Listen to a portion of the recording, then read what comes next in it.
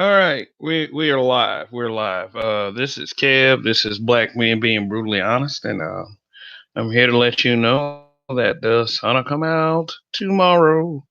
Maybe for some of us it won't. Unfortunately, we have this thing called COVID-19 out here, and there are people out here that are just not following following the directions of social distancing. So a lot of people are ending up paying the price for it. Important people to always be careful in that.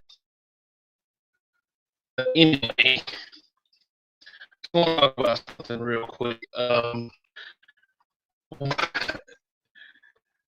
Do black people owe black people?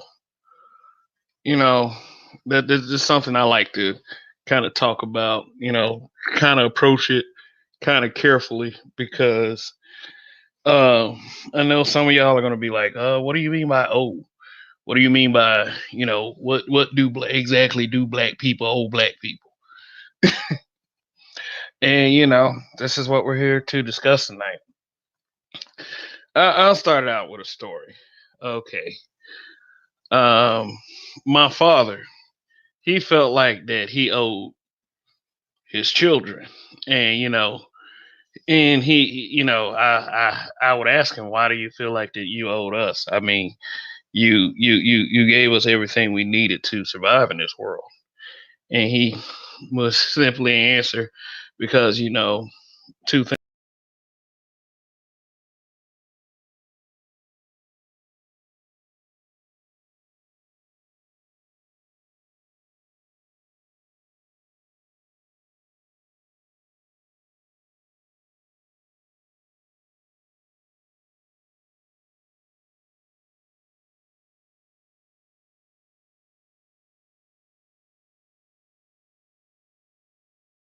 In that mentality.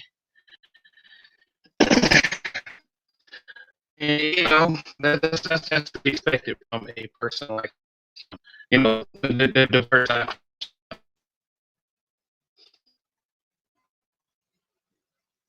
So anyway,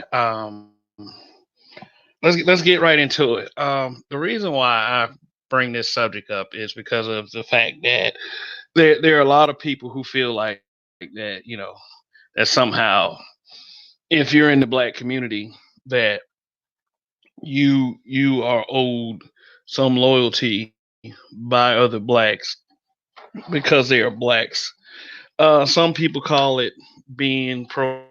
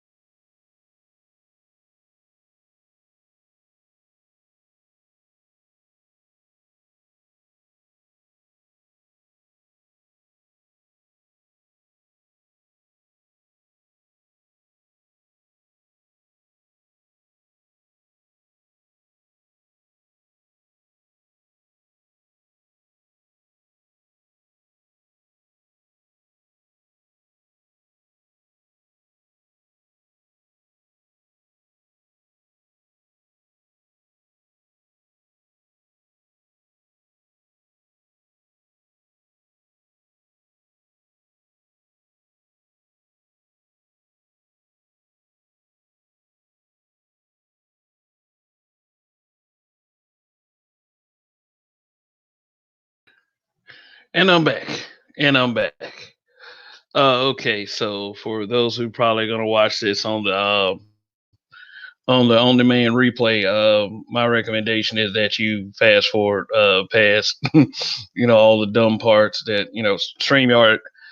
It seems to be having some technical difficulties, as they say, because the overloaded traffic because people are at home.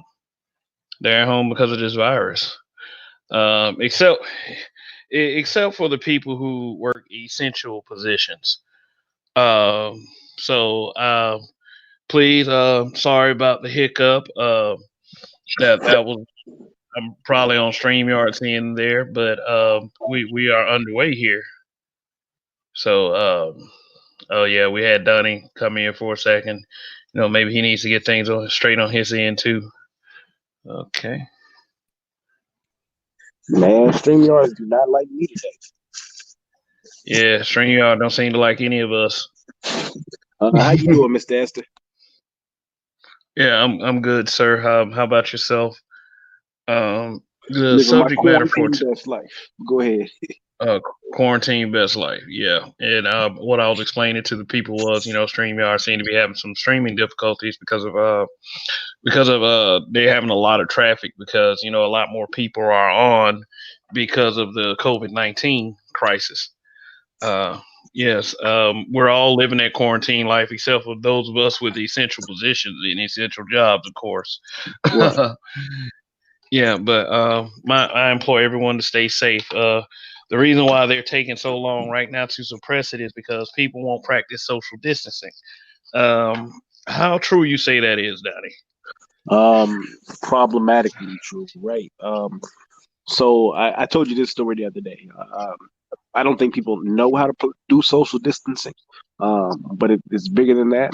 Um, it, it's to the point to where people know that it's an issue, so they're still hanging out.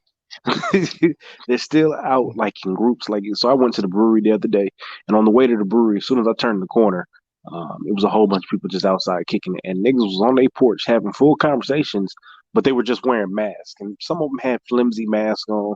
Some people had a bandana around their face, um, but there's no such thing as social distancing apparently.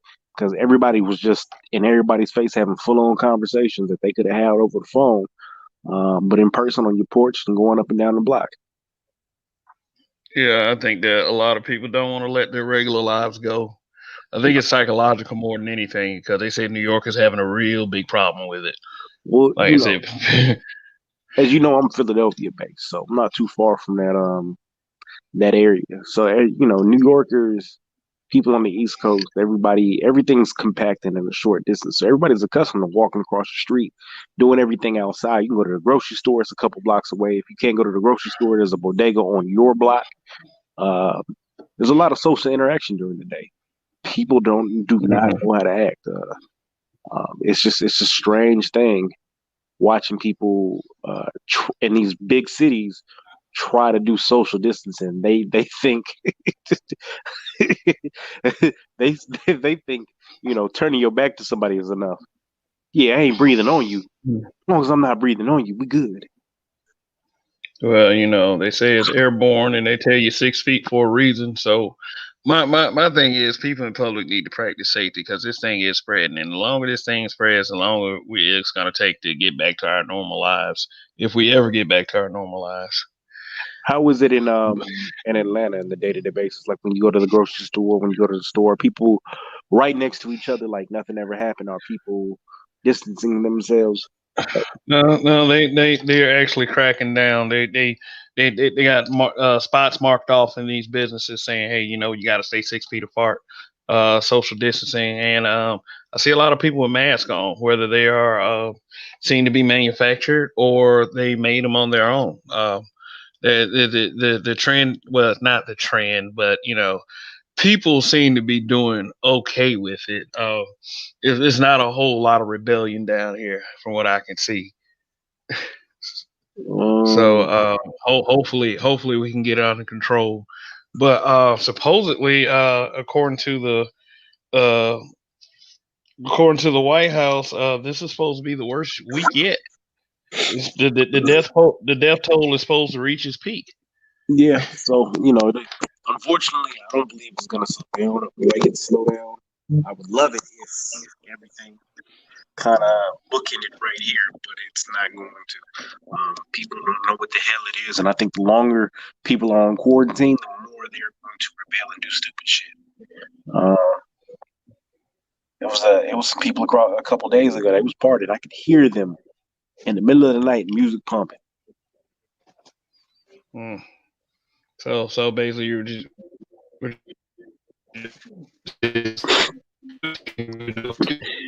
it's psychological. They have to have that regular life. They have to have that interaction.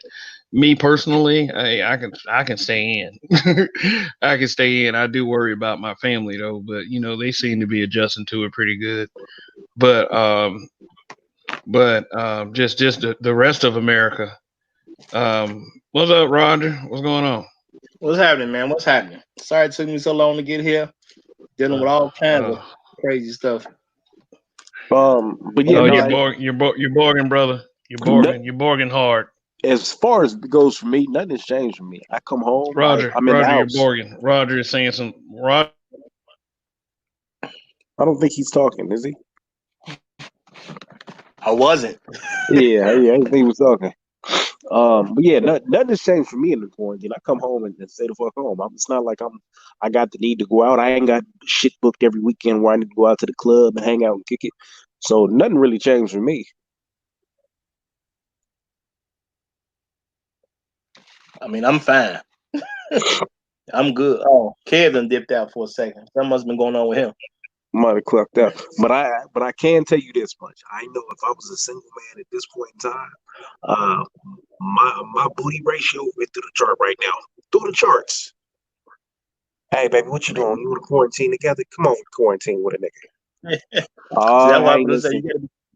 I really want to take you out. I really want to go on a date with you, but we can't go nowhere. How about you come on over here and we just order some Chinese food from the spot around the corner? Oh yeah. I haven't had a taste for Chinese since it started. No, but I'm saying I'd have been capitalizing. I'd have hit every chick in my phone book and been like, "Hey, listen, we can't do much, but you can quarantine with a nigga. I got HBO, go with Netflix. What you want to do?" I mean, that's been happening, man. The phone calls been well. I know for myself and other people I've talked to. I asked them, have chicks been kind of hitting you up because of the quarantine? Right. Yeah, they have been. So you don't really have to do much of that. It's just they hitting you. You know what I'm saying? I got messages in the phone now. Oh hey, I want to see you.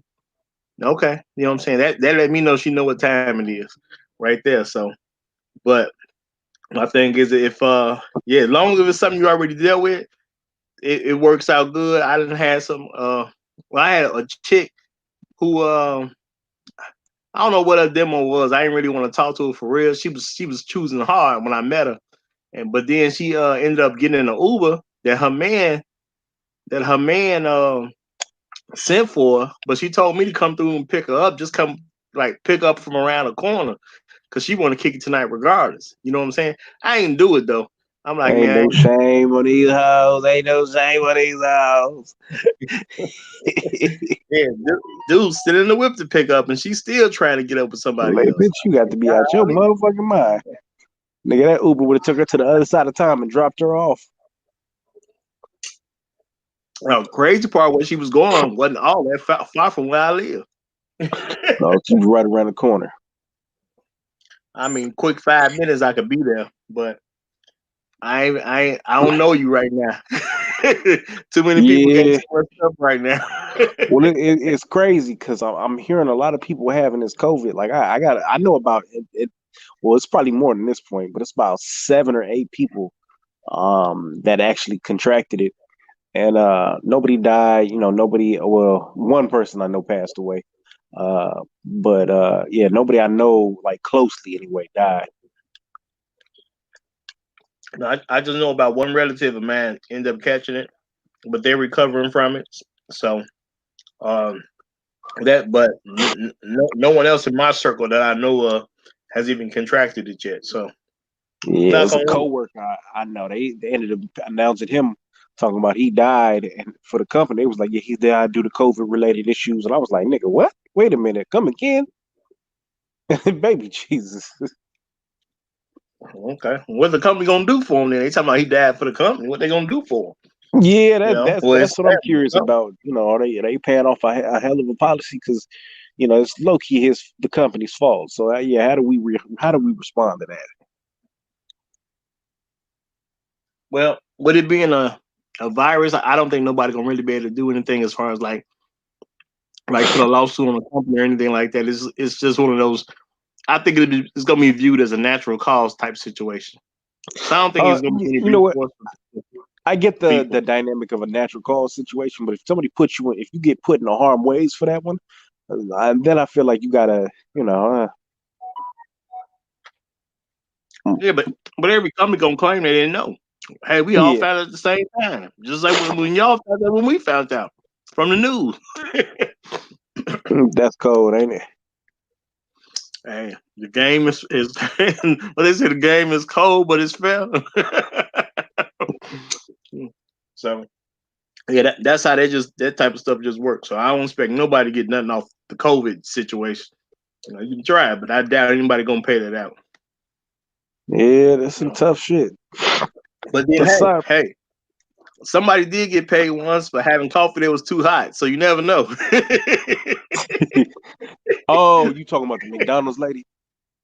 Yeah, She made whatever a that hell of a was back in lawsuit. the Yeah, she had a day. hell of a lawsuit against your peoples. McDonald's a Chicago-based company, ain't it? Yeah. Well, technically, the Chicago area. Technically, it was started by some guys in California, but technically, the guy who took over, he was in he took over in a store in the Chicago suburb. So yeah, Okay. yeah, So, their major base is over in this area. so Yeah. how is it down there in Chicago getting social distancing? Because niggas don't know how to do it here. Well, you know, at some stores they actually putting out they don't put like pieces of tape on the floor Mm-hmm. to let you know where your spot in the line is. You come by this tape and you stop. So like, you know, I think that was a pretty good idea. We What got about just out and about, like in the streets and shit? people ain't doing it the way they need to do it. I'd say that. Not from what I'm seeing, but I'm not seeing a whole bunch of crowds out together. I actually went and stopped at one of the best barbecue joints in the city the other day, and Said the they best. was kind of packed in there a little bit. I was in there like, Oh man, hell no. I came for the ribs, not the COVID.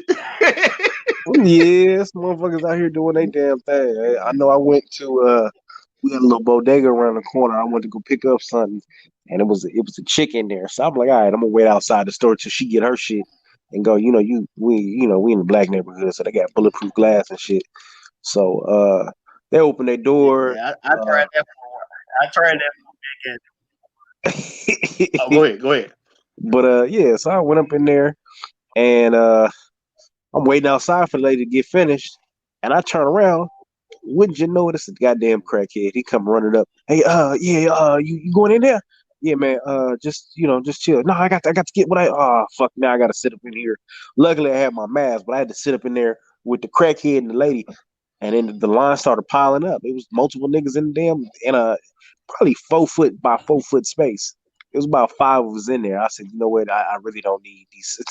I really don't need this black and mild this bad. I'm gonna have to go ahead and walk up out of here. I feel COVID you, ain't bro. worth the I Well, feel smoke. you. yeah, Welcome back, yeah. kid. Welcome back. This is Black Men Being Brutally Honest. Welcome to the show, brother. Man, I ain't know what's going on, man. StreamYard booted me from my own show. I was like, damn, I ain't say nothing yet. I ain't serious. But Well, I mean, I I think it's told you. just high traffic on the internet. Okay, but I see you're fully on, Roger. I mean, you were Borged and then I was out. I guess so. That was on my end. But I anyway, hope you know so. the topic is do black people owe black people? And I started out with this cool story with my dad telling me why he felt like he owed his children. But what I'm talking about is like I wanted to start off with Obama on this one. People, this whole black people owing black people everything. I feel like that some of us just expected, just because there was a little melanin in our skin, that that people were just going to be on code automatically. And some people feel like we made that mistake with Obama. Now, if some of us are under the impression that we really don't owe each other anything like that, then can we really say anything about Obama at that point? Oh, am I my brother's keeper? I feel like I am. Well, are you really? Are To a you certain really? extent. Yeah. Well, I mean, it's when you look at the Obama situation, that's an interesting question, because what did black people do to technically get him into office? Because we really can't get any president into office ourselves. It has to be us with other people. So if we don't necessarily, quote unquote, get you into office, does that politician truly owe you? That's So interesting. Damn, why you got to start with that? There was a little melanin in our skin. so I really feel I like this. mean, If you got a president and he's a black man, and yeah, let's say it wasn't a whole bunch of black voters to turn out and come and do something for you. First thing on your agenda, should be able to help your people out regardless. Period. Point blank. But I don't know. Me personally, regardless of how I got there, I still got to help my people. That's just the way I am. I ain't gonna help fuck ups, but you got to do a little bit of something for your people. I mean, the thing is, I think it's assumed because I don't. Okay, I like to say this, that black people been put into a whole different perspective of looking at reality and humanity, right? Most of the world don't look at it like that. And everybody, the whole brother theme, my brother, they picked that up off of us. You know what I'm saying? We view our reality of being kin with all who looks like us, just through what we've been through. But it kind of seemed like the rest of the world, it ain't like that. So we've been given a different humanity than everybody else, man. Everybody else around the world is super tribal and they just for themselves. But black people, like, yo, you look like me, you part of the blood, whatever, you family. I mean, think about it. Play cousins. Who the fuck else do that but us? that I understand, but just like you said, it's a tribal epidemic, right? It's a tribal thing. Motherfuckers move for their tribes. So yeah, I understand how motherfuckers go, I'm Haitian, so I'm gonna move for the Haitian people, this, that, and the third. But black people don't help no fucking black person when they get in office. They don't care if the people next door, the people across the street, you black, ain't no help offered. Period, point blank. They'll do something for everybody else. And then when it comes to black people, and they say, well, why don't you help black people? Well, I can't do stuff just for black people. Yes, she said. Well, yeah, I think that white supremacy message of help everybody but black people really still hits home with black people, because see, the first thing I think about that, I'm pretty sure people saw that Man of Steel movie back in the day, where Zod was talking about, and Zod was talking about what he's doing. Every decision I make is for my people. You know what I'm saying? Every move I make is for my people. It's for the greater of my people. Yeah, everybody does kind of live that way, except for us. We live in a way that says everything I should do should help another people, which puts us in a very bad position. Which was what I was kind of saying Sunday when I was on the breakdown. Everybody know about their people but us. Like we have a group, and we need to act like we're part of the group. It's the only group that's going to accept us. You could be a black person, go to any other group you want to go to. The whites ain't gonna take you. The Mexicans ain't gonna take you. The Arabs ain't gonna take you. You might as well act like you're part of this group. That was the thing that killed me about that movie Black Panther. When you watch Black Panther, It was a secret African kingdom that they had all this wealth and technology, and they was doing great. They was doing phenomenal, and they didn't want to help no other group of black people out there. They And you said, had fuck the this rest of Africa. right, and you had this radical ass nigga come named Killmonger and say, "Fuck that! I'm taking over, and we're gonna help all the black people all over the world. We're gonna help them take over, rise up, and do something." And the motherfucking hero of the movie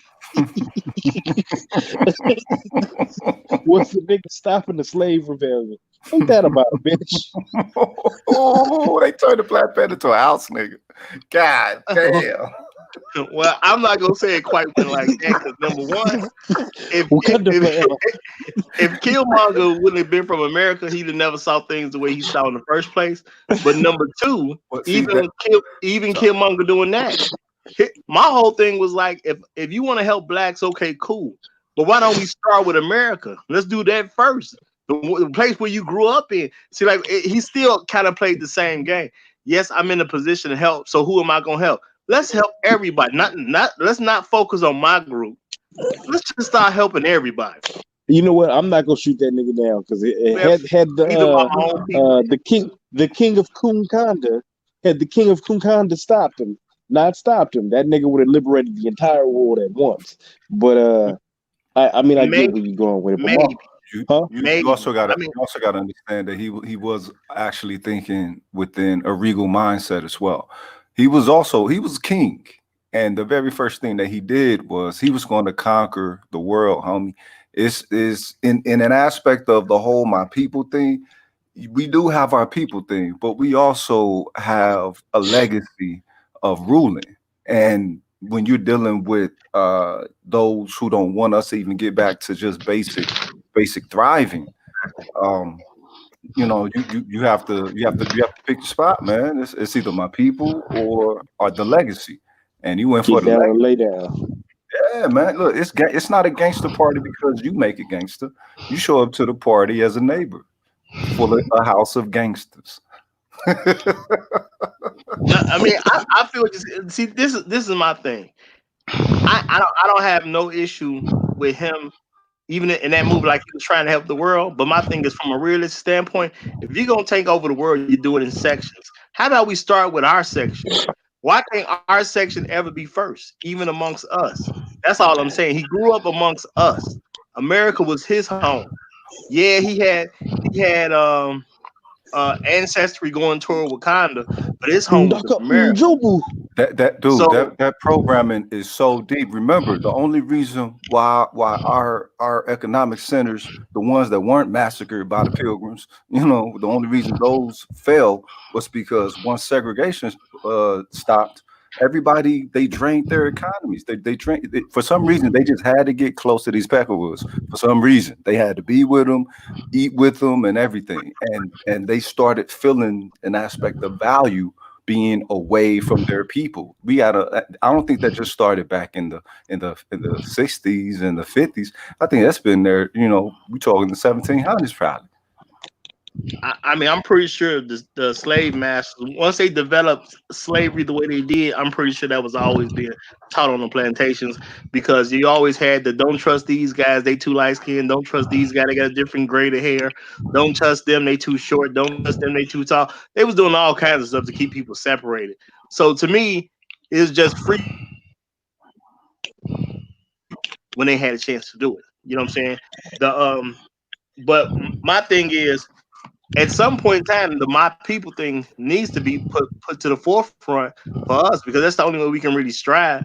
So now, when it comes to the question of do you owe? See, I look at it like this: technically, nobody owes, but we should support those who can show that they can accomplish things. Those who feel that those who show that they can get businesses off the ground. Those who show they can do anything successful. We as other people should support them. And when we have a known pattern of us supporting the ones who make it toward the top, then I feel like people can start putting things on the people who go toward the top and say y'all should give something back. But I don't feel like we should be on some y'all should give because we don't really say when we say give back, we be talking about people donating money. My thing is that's not smart. We live in a capitalist country. You got to People need to be able understand. to make money Black while helping. Black people have been pimped so well that they only allow their support to go to those who pimp them. And if you have somebody fighting on their behalf, he ain't pimping them. So their support ain't gonna be there. What I mean, well, this is what I'm saying. Like, because we don't have the right mentality. Those of us who actually make it to these big areas, which is basically in forms of entertainment, whether it be sports, which is also included in entertainment. If you the guy that makes it in the NBA, yeah, you get access to the money to do certain things, but you don't have a mindset to go build a grocery store in the hood and you be the owner of that store and start a chain around the country. We don't have that type of mindset, but that's because we're not training ourselves that way when it comes to our children.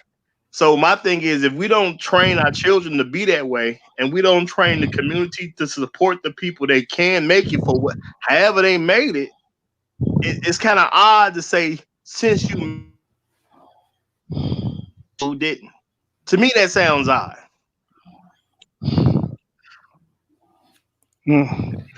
Does it sound like? Well, how does it sound now? Does it sound like that people are expecting a handout from people just because they made it? That's what it sounds like to me. I mean, I'm black, you black, so I should just give you money, even though I earned the money and you didn't earn the money. But since you black, I should give it to you. There's a lot of people who want handouts. However, the problem is we have this mentality of handouts, and we always skip over the fact that a lot of people who we supposedly supposed to be getting these handouts from have created businesses and companies in the hood, as in opportunities for a man to go out and go fish, and don't nobody want to go fucking fish. They just want to get the fucking fish given to them. There's plenty of opportunities out here for people to go out and go work at a Magic Johnson something. Niggas just don't want to. I mean, see, my thing is a Magic Johnson is a good example of how things are supposed to go. You go make your fortune and you start buying up other stuff or starting new businesses, and now you can hire some of us. To me, that's what should happen. Now, but that's not me saying that he technically owes me because he made it. My thing is let him make money the same way somebody else can make money while also giving me opportunity. You can do both together. And I don't understand why people have an issue, especially with black men, having a mutually beneficial situation. Usually we just want people to give something without any type of expectation of what we should be giving back to them. But you're a multi-millionaire. Why you gotta ask me for something back? Just give it to me. Why should we? Hey, I got a question. People are undisciplined. Hey, I got a question. Hey, should black male philanthropists actually give a shit based on what you've seen from them in the past 3 years and the public's reaction? And let me give you an example. Robert Smith. Robert Smith cleared the debt of an entire graduating class at Morehouse, right? It was Morehouse. And people, instead of people saying, hey, you know what, he did this great thing, they started looking at his wife. Now, after that, after that, should they start to give less and less of a fuck since they've already tried to give and they get this kind of feedback? There's always going to be somebody in the peanut gallery saying something crazy. I don't think he did that deed.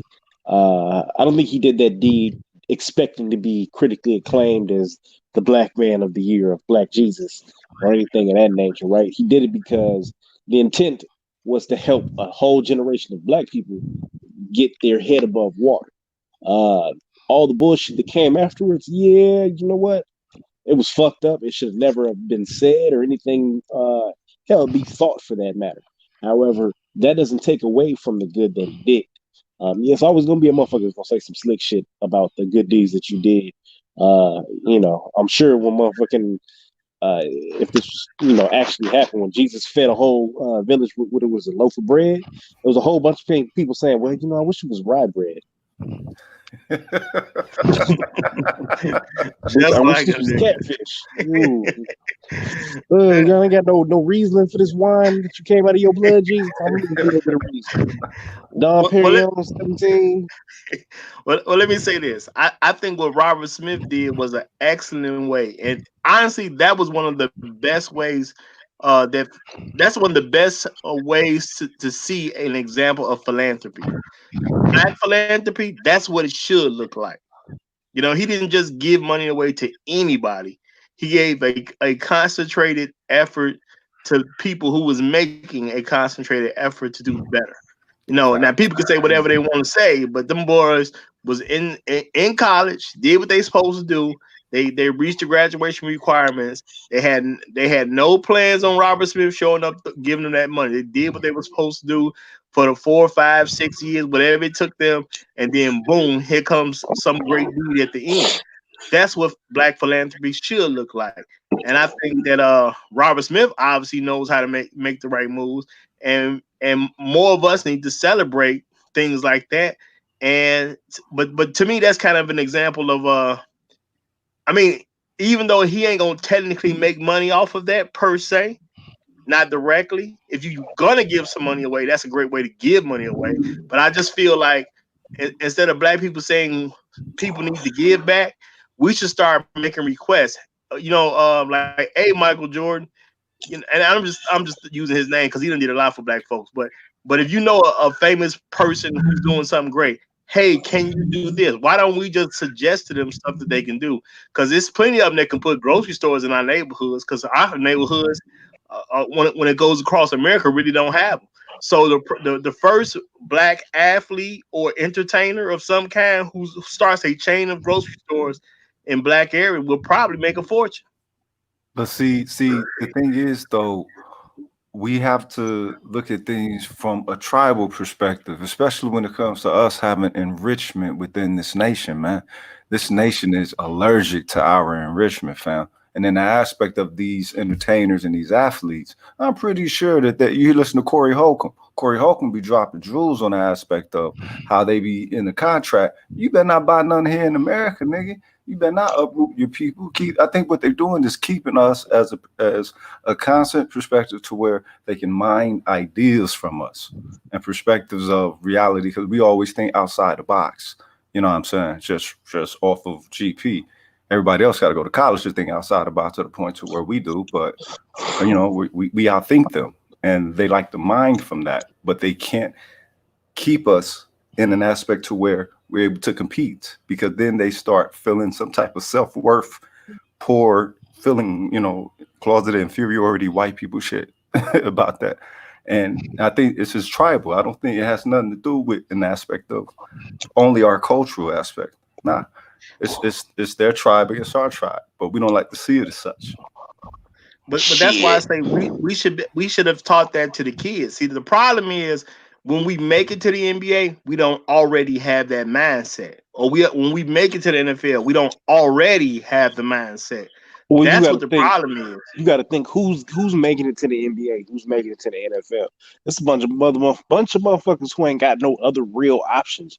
Do you think if somebody could be a rocket scientist or a football, a cornerback, do you think they would just be choosing to get fucked up CTE trauma and all that shit? Nah. So Roger, what you were saying was that we have to instill this mentality in our children before they become these athletes. That's what you're saying. Exactly. A lot of these professional athletes is we just gonna be real about it. A lot of these professional athletes is raised by single mothers, is in fucked up positions, and they got no other hope. If you look at a lot of these dudes when they get drafted, what happens at that draft? That year they get drafted, they be having 4, 5, and 6 baby mamas because they ain't got no street smarts, no wits about them. They ain't got no kind of mental wherewithal about what they surrounding situation is, and the game kind of overtake them. It's a whole bunch of kids. That's by design, though. I mean, all of that is by design. That's why they prefer. They should have OGs that give them the game. Well, I mean, everybody should have everything. Just like these females should have elder females that give them the game, but those females are purposely destroyed by our own community in order to keep the bullshit going. Yeah. I mean, you don't have a lot of Shahrazad Ali's or a lot of what I call Judge Hatchet type females because they purposely eliminate those women because those are the women that will actually. Every community has those women that the dudes go to check these females so they don't have to just start raising up using violence to whoop these women's asses. So you don't have like moms like LeBron's mom or Chris Bosh's mom, for instance. No, like for real. That's people don't realize that. That's that's how it is. And our community is the main community. Our community, there. Okay, I'm all for. I understand that all this stuff is white supremacy at the end of the day, but I always say we have to stop. We have to make white supremacy work harder. We do a lot. We allow white supremacy to work on cruise control because of a lot of fuckery, and that's because we buy into white supremacy. So when you look at the NBA players, for instance, most of them, a dude like Rajon Rondo is not the norm. As smart as he is, because Rajon Rondo, they would say, is uncoachable. And this is why they prefer. You can see with LeVar Ball, they prefer single mothers because they know those dudes are controllable. They can get them white dudes that are college coaches, and they can control those dudes through it. So it is so when we talk about OGs and all that shit is eliminated out of that process. That's why the only concept of an OG is usually in illegal activity. Because that's the only time it's really kind of sort of allowed, because that can be controlled. So understand that when you look at shit like Robert Smith or dudes like Robert Smith, it's considered lame. Why? Because he operates outside of an industry that's easy to control like that. You know, same thing with Don Peebles. So at the end of the day, we're taught to buy into this system by calling things that would give us independent power lame. And another thing I'll say, and I'm done, is what those NBA players should have is they should have a class of like the agent class, like the class of the agents, where you can go to black agents and they will really introduce them to the world with this money. But they minimize that shit because they want you to be with Jews and Italians, and in order to, because you know what they do is they refer them to shit that they own or that they got people that own. So you buying a car, you buying it from somebody, it's a referral. You know, house, it's a referral. Yeah, or lawyers, guess what? They in your money. So now they know what you're doing with the IRS and stuff like that. And then if stuff ever goes down, they can always do that. And then the baby mamaism is just what you see up front, the Steven Jackson shit. By the way, while at the same time, black women are saying that 70% of NBA players are fucking non-black women. So where all these fucking baby mamas coming from? Because those are black women for the most part. And I'm not saying that to say black women are single mothers. I'm just saying you got to do like Steven Jackson. It's a 1-to-5 ratio. Well, I'm just saying that's a 1-to-5 ratio. So this idea that dudes ain't fucking these hoes, giving them, breaking off paper from black women genetically is just not true. But you ask the typical black female about black NBA players, and they'll say 70% of them are fucking non-black women on some colorism shit. But I'm like, where's all these mixed babies coming from the NBA? You don't see it, but that's just the shit they talk. Well, I mean, I'm not gonna say they ain't hitting some of everything, but at the end of the day, well, they are. But this they make it like they ain't fucking black women at all. No, well, my point is, at the end of the day, you have one group that likes to become single mothers versus other groups of women who don't necessarily like it the way black women like it, and that's why you have so many black single mothers, even in the NBA context. But you know, you take that context anywhere else, you're gonna get the same thing. Our women like being single mothers more than anybody else. Yeah, shout out to Rihanna, because all these females are gonna see that as validation. The fact that she said, "Oh, I don't care about having a kid." I already told my girl. I said, "Hey, listen, we're gonna come up on that child support like a motherfucker." And even though Rihanna can do that because she got money, so she can be an elitist, and that's fine. She got the money to pull that, so I don't sweat that. But the reality, and it's not her fault, but the reality is these and let's be clear here, if it was up to Rihanna, she'd be with Chris Brown. It's just the feminists are not gonna allow her to make money in this white economy and then be with, like, validate Chris Brown, because that would invalidate everything they were saying, the fact that she got with him. So that's who she really want to be with, if you want to be honest, because she ain't started hopping with all these white motherfuckers until they said, you be with this bitch and this makeup and stuff you doing, that business is gonna magically go by the wayside. So let's be real about that. But these other females Monkey see, monkey do, and social media is what is their religion. So they was, I want a baby. See if Rihanna do it, that means it's okay. And I'm like, she got the money to do that. Y'all don't. Just like how Kylie Jenner got the money to do and that's funny because if you look at even somebody like Kylie Jenner, she's a young billionaire, but she still got the who is it? Travis Scott, who the fuck it is? You know what I'm talking about? That motherfucker is still around that kid. Oh, he left her, didn't he? They be he don't be leaving her, she be leaving him. That's really what that is, because he always coming back. And like I said, that dude got the best position, no child support. He just got to be in the life, and he always connected to that social media infrastructure they got. So That bitch trust me, look she running that shit. But that's a good situation to be. If you're gonna be a beta, that's a good situation to be a beta in. So Yeah, it don't seem like you would want to be with none of them bitches. Them bitches all seem like it's a setup. but he benefited. So I mean, he benefiting in every way. So if you're gonna do it, that's the best way to do it. But my point is, that's just a different in culture. Even though technically you could argue they on some hoish shit themselves. So it's just funny, man. Because these chicks, they want to be single mothers. I wish they stop acting like they don't. They just want to be married to say they were married for like maybe a year, and then they want to be. I wish we could do marriage like fucking sports contracts. And to say, all right, you want, and people think that's bullshit, but I'm for real. You re-up, we signing this contract so you can say you married, and this is what the fuck we doing, and you signing this prenup, and we will redo the prenup. And if you let the prenup expire, you ain't getting shit, or it goes down what you would otherwise get. So it incentivizes that bitch to re-up on that shit. Well, I gotta. Yeah, that Well, makes I'm gonna sense. do a show about that. The only way I think people gonna really be able to handle this whole marriage dynamic, because it is risky getting married to a black woman nowadays. You know, based on the numbers, it's risky. But but to try to stay more on the subject, do black people owe black people? You know what? Nope. If you make it, you owe you. My thing is you owe down, meaning your kids, you owe down. You don't necessarily owe your brothers and sisters. Be nice if you gave them something, but you don't owe. You don't necessarily owe your parents. You just owe your kids. You know, the wealth is supposed to travel down the family tree, not up the family tree or alongside on the family tree. It's good to help people when you can, but old is only to the children and those below. That's how Yeah, I look at it. because that's a part of your legacy, and that's the thing that actually prompted me to want to come up here. The thing about black folks is we got this again. Like it is a lot of this is culture. We can keep on. A lot of folks like to blame white folks in order to get away from the fact. You know, like anything, you need to deal with what the fuck you control first, and then we start pushing out once you deal with what you control straight.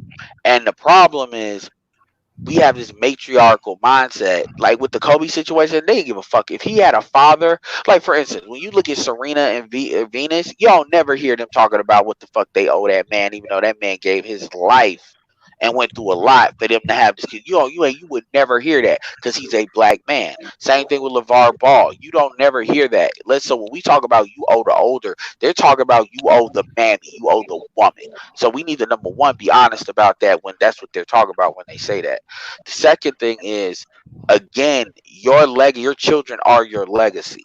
And even to the extent that when you owe your children that are fucking compliant.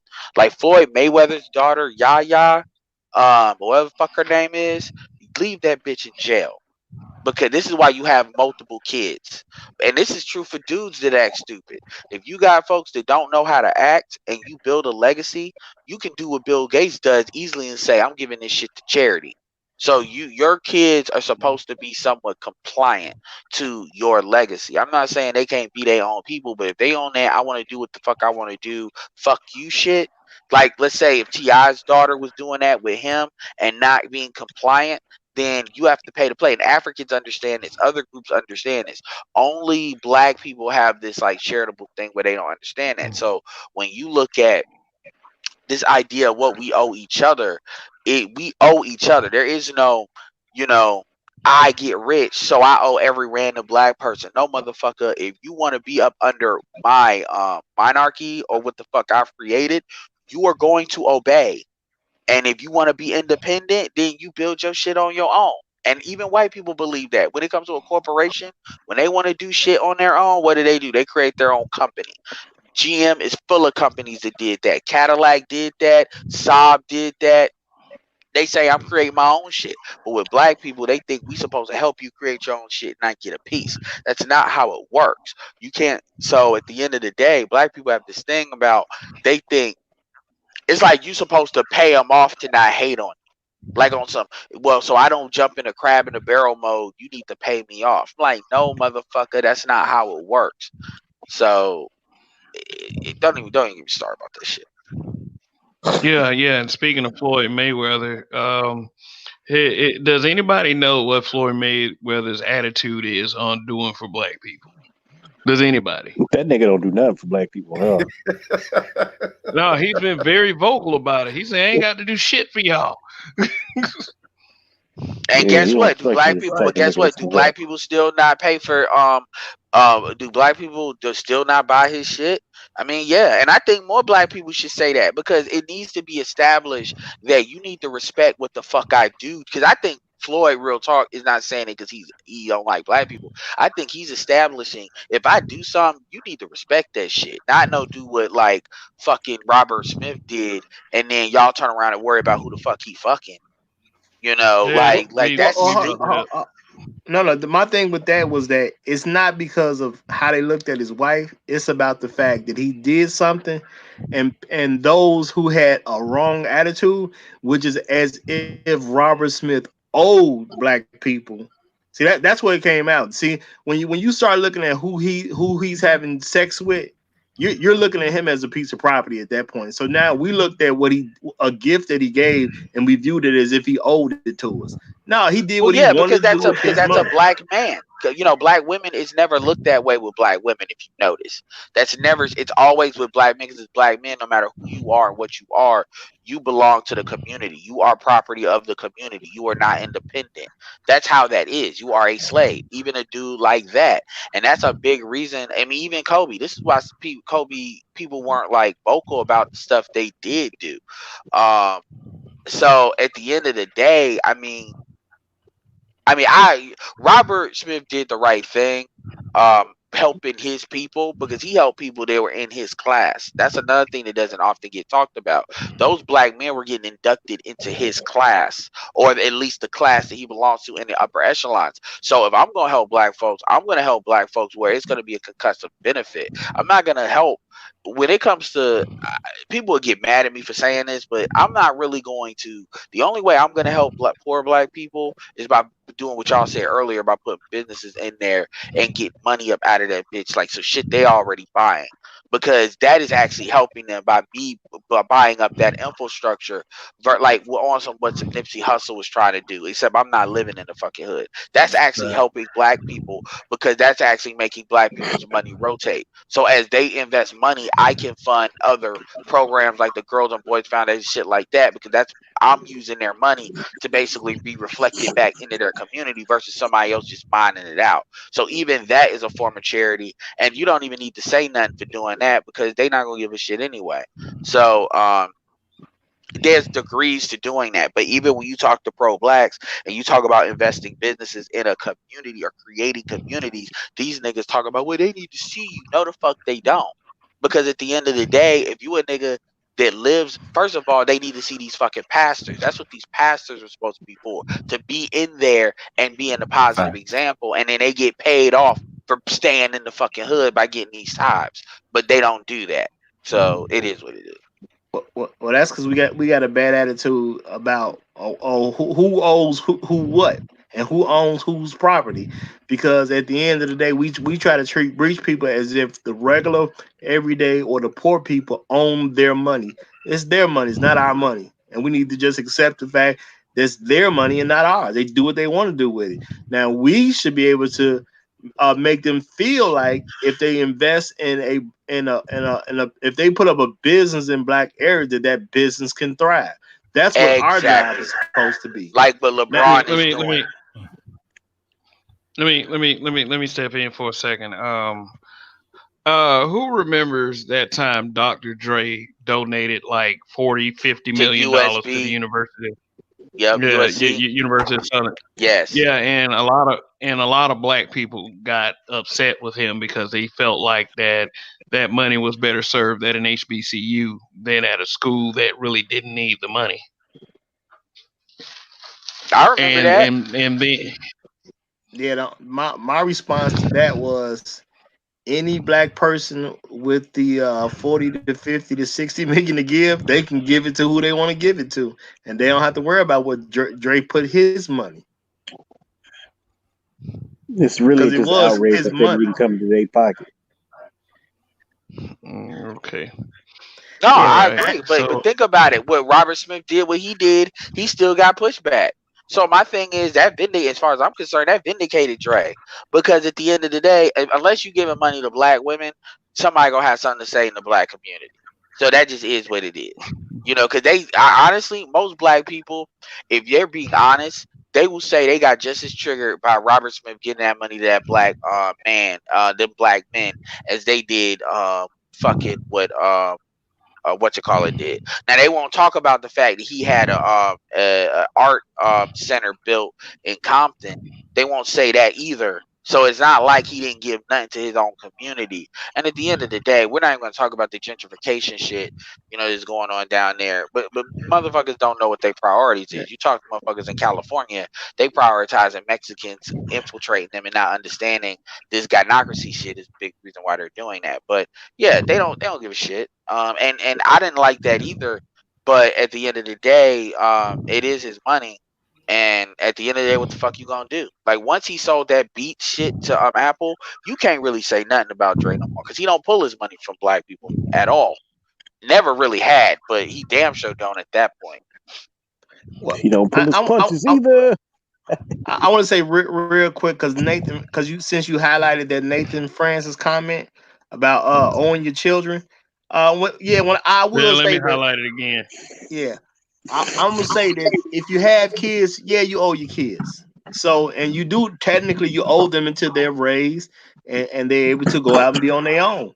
So I'm not gonna say he wrong or we had it backwards, because I believe the same thing. Now, once they become adults, it's up to you to give them whatever you want at that point. You don't have to give them nothing else for the rest of their lives. If you die, you put your money in your will somewhere else. It ain't got to necessarily be your kids. It can be, but it don't necessarily have to be. So he that what he's saying is that's real talk. But I don't think it really goes against what we said either. But wait But a minute. my thing is, Yeah, yeah, How is it that you don't owe your children? I don't yeah, understand that. That's weird. yeah, no, and no, I'm gonna say he's saying until if you raise them, because if you're raising them, you are performing what you owe to your children, yeah, and technically you owe your children until they're grown, and I want to technically. say But my this thing is, if you're until gonna give something and after the fact, your kid would be one of the best places to start if you're gonna give away stuff after the people that's yeah, grown, but you don't owe other people. and I'm gonna say this, and then I'm gonna hop off. First of all, most black people are not raising their fucking kids. Okay, let's just be clear about that. Most motherfucking black people are dropping kids like wild animals. Dudes are having oops babies, which they nothing the bitch, and the bitch decide to keep. That's how these kids are getting born. Let's just be straight up about that. And so I these wouldn't say kids are being most raised, dudes, and but most of these kids are being raised that yeah. Well, yeah. You know what I'm saying? And way. then you got women that are basically dropping babies because they get baby fever like a fucking wild animal or some shit like that, and that's just real. So what they do, so they're not even properly raising the kids. So even that standard, by that standard, that's not even being met. That's number one. But number two, you owe your kids a start. You owe your kids a fast start. And real talk, if you can't provide that, then you should be fucking having kids. You really should. But you can't tell that to black people because there's a certain standard you must be at to even say you properly raise your children. Because let's be clear, let's take money out the equation. If your kids grow up and they don't know shit about credit, or even if you had kids like 10, 20 years ago and they don't know nothing about credit, they don't know nothing about finance, they don't know nothing about moving through the world, or they got to learn it on their own, you did not fucking raise your kids. Part of raising is preparing, not and I'm not saying this is what he's not saying. I'm just giving more light to it. You got motherfuckers that they borderline babysitting kids. They're not raising kids. So let's not act like that standard's not being I mean, met. well, But the even thing if is, most of the people, they not having children. They just fucking. and children is paramount. Exactly. That's what I said. Yeah, exactly. They're dropping them like wild fucking animals, and dudes are just going along with it because legally they have to. Like when I say legally they have to, what I mean is they don't have a right to tell this chick, I don't want to have a kid with you. Because I promise you, if dudes had the ability to financially abort these kids, a lot of these women will not be having these fucking kids. Not with these same dudes, because they'd be like, they are going to be on their fucking own. But so with that being said, as far as what you owe, I forgot what my original thought was, but as far as what you owe your children, you do owe them a start in this world. And too many black people, you can't tell them to not have kids because they're not having kids for the right reasons. They're just not. And I could go deep into this, but hold on. Let me say this though, because at the end of the day, they say more than half of black men don't even have kids at all. Now that's a lot of black men who are married with kids. What'd you say, Donnie? 35%. They said 53%. What 35% is what? Right. It's 35% of dudes who have kids with. Yeah, 35% of dudes have kids out of wedlock. That's the number. Everybody else is married and they not. Because it's a lot of man sharing going on. Because it's a lot of it's a lot of man sharing going on. Hold on though. That's not even that. When it comes to men, that would be hard to even do because there's a lot of men who are married and they only had kids in their marriage. Yeah, that's what I'm saying. It's 35 who are having them out of wedlock. The rest is having them within marriage or not at all. Well, no. What I'm saying is to say it's even 35% would be pretty high because if you got more than half that don't even have them, period, and then you got about 30% of black men who are married. You know what I'm saying? And some of those men only had kids in their marriage. That's 35% is too high. That's what I'm saying. It is what it is. But at the end of the day, we got motherfuckers. They shopping around for niggas that are opting for this low level insurance plan called drop a baby just because I'm in my feelings. It ain't most dudes that are doing that. So even when they talk that shit about not having a man, like this shit is complete bullshit. And this is why when we get into situations like this, I almost opt out of stuff like this because we talk about it as if I'm not talking about us, but when you talk about this shit in the greater community, motherfuckers never want to get to the bottom of the shit. You can't go to no black church. You can't go to no situation with black people that's not talking online and really get to the bottom of what the fuck is going on and speak to that because they don't want to hear that. They want to just talk to the situation without really talking about the situation because then motherfuckers will get triggered. You better not to talk too aggressive about it. Yeah, and it's like, and at the end, because I've done this in real life, and I tell them, this is why I keep saying, you got to be a double agent when you're red pill, because I don't even have to talk about single mothers, talk about this. I'm like, so at the end of the day, do you want to fix it, or are we just having a powwow because you all want to emotionally, you want to have these emotionally roundtable? Well, what do you mean? Well, at the end of the day, what is the problem? And then I'll ask them straight up, what is the core problem do you think permeates everything in the black community? And they really will act like they don't know. And this is how I know they've never thought about it. And I'll tell them it's culture. And then they'll say, what do I mean? Well, I'll say, okay, culture. Do you even know what, shit, do you know what that means when I say that? And because black people don't talk about culture, they actually don't use that word. So they really don't even know what the fuck I'm talking about. So now I got to tell them what it is. So for example, and then I'll tell them what the areas of activity are. And I say, do you understand? Do you believe this governs like a lot of situations that people do? And it can be, yeah, that makes sense. Okay. So what's under all of that is culture. It's like an operating system of a computer. It's like the code. So if that's messed up, all these other activities are going to be messed up. So it shows up. So, but if you run off a list to a bitch, she gonna say yeah just so she don't seem stupid. You know what I'm saying? No, what I'm talking about bitches. I'm talking about bitches. I'm talking about, and I ain't even talking about bitches. I'm talking about dudes too. And as soon as you start, they always lead up to me until you start talking about that. Okay, let me ask you this. Do you believe the black community is a patriarchy? I won't even throw in the gynocracy shit because they automatically get triggered. And they'll say, well, yeah. Okay, so name me anything that black men as collective can make black women do. Anything. You tell me. And they can never say that because they know it's nothing. And then I would say, so if we're a patriarchy, why isn't it that everything is negotiable? Because in every other group, that's not true. So that's part of the culture that I'm talking about is the problem. Now here comes all the bullshit excuses as to why. I say, here's the thing. I'm not even gonna argue with you about any excuses y'all want to give. Let's say that's all valid. At the end of the day, that still comes back to the fact that we don't have this. And whenever y'all hear black people talk about shit is backwards in our community, they don't even know it, but this is actually what they're talking about. So unless you fix this, nothing we say right now, because I've had things in the barbershop where it's been nothing but dudes and they push back on me, older dudes. Nothing you all say matters until this gets fixed. It's like talking about I want to drive a car and the car could be perfectly fixed, but ain't no gas in the car. Well, at the end of the day, if y'all want to pretend that gas ain't the problem, then the car ain't gonna move unless you push it. And that's how it is talking about this shit in the black community. And this is why nothing never goes down, because people refuse to talk about that. Well, why do you think that is, young brother? Do you Look, really want to know? Yeah, I really want to know. Because the black community is a gynocracy ran by women, powered by white supremacy. And then they look at me like I just told them God ain't real. I don't know why the fuck you Christians. You know what? Because a lot of these old niggas, when you have these conversations, these old niggas is already pussy whipped. I learned that when sitting at the bar, I was having a conversation. I knew I was right. It was something about pertaining to a female. And the nigga was like, "Yeah, young blood, you gotta suck it up and know women is always right. If you don't get the fuck out my face with your old." Yeah, and then when they start talking about it, and then this is what they'll do. They'll start trying to make it about you, number one, or number two. What they'll try to do is they'll try to talk about their own situation.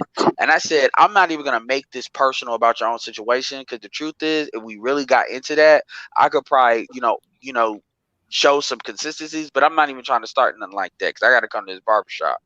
What I will say though is your personal, it's like you being, and I'd say, dude, would you consider yourself financially successful?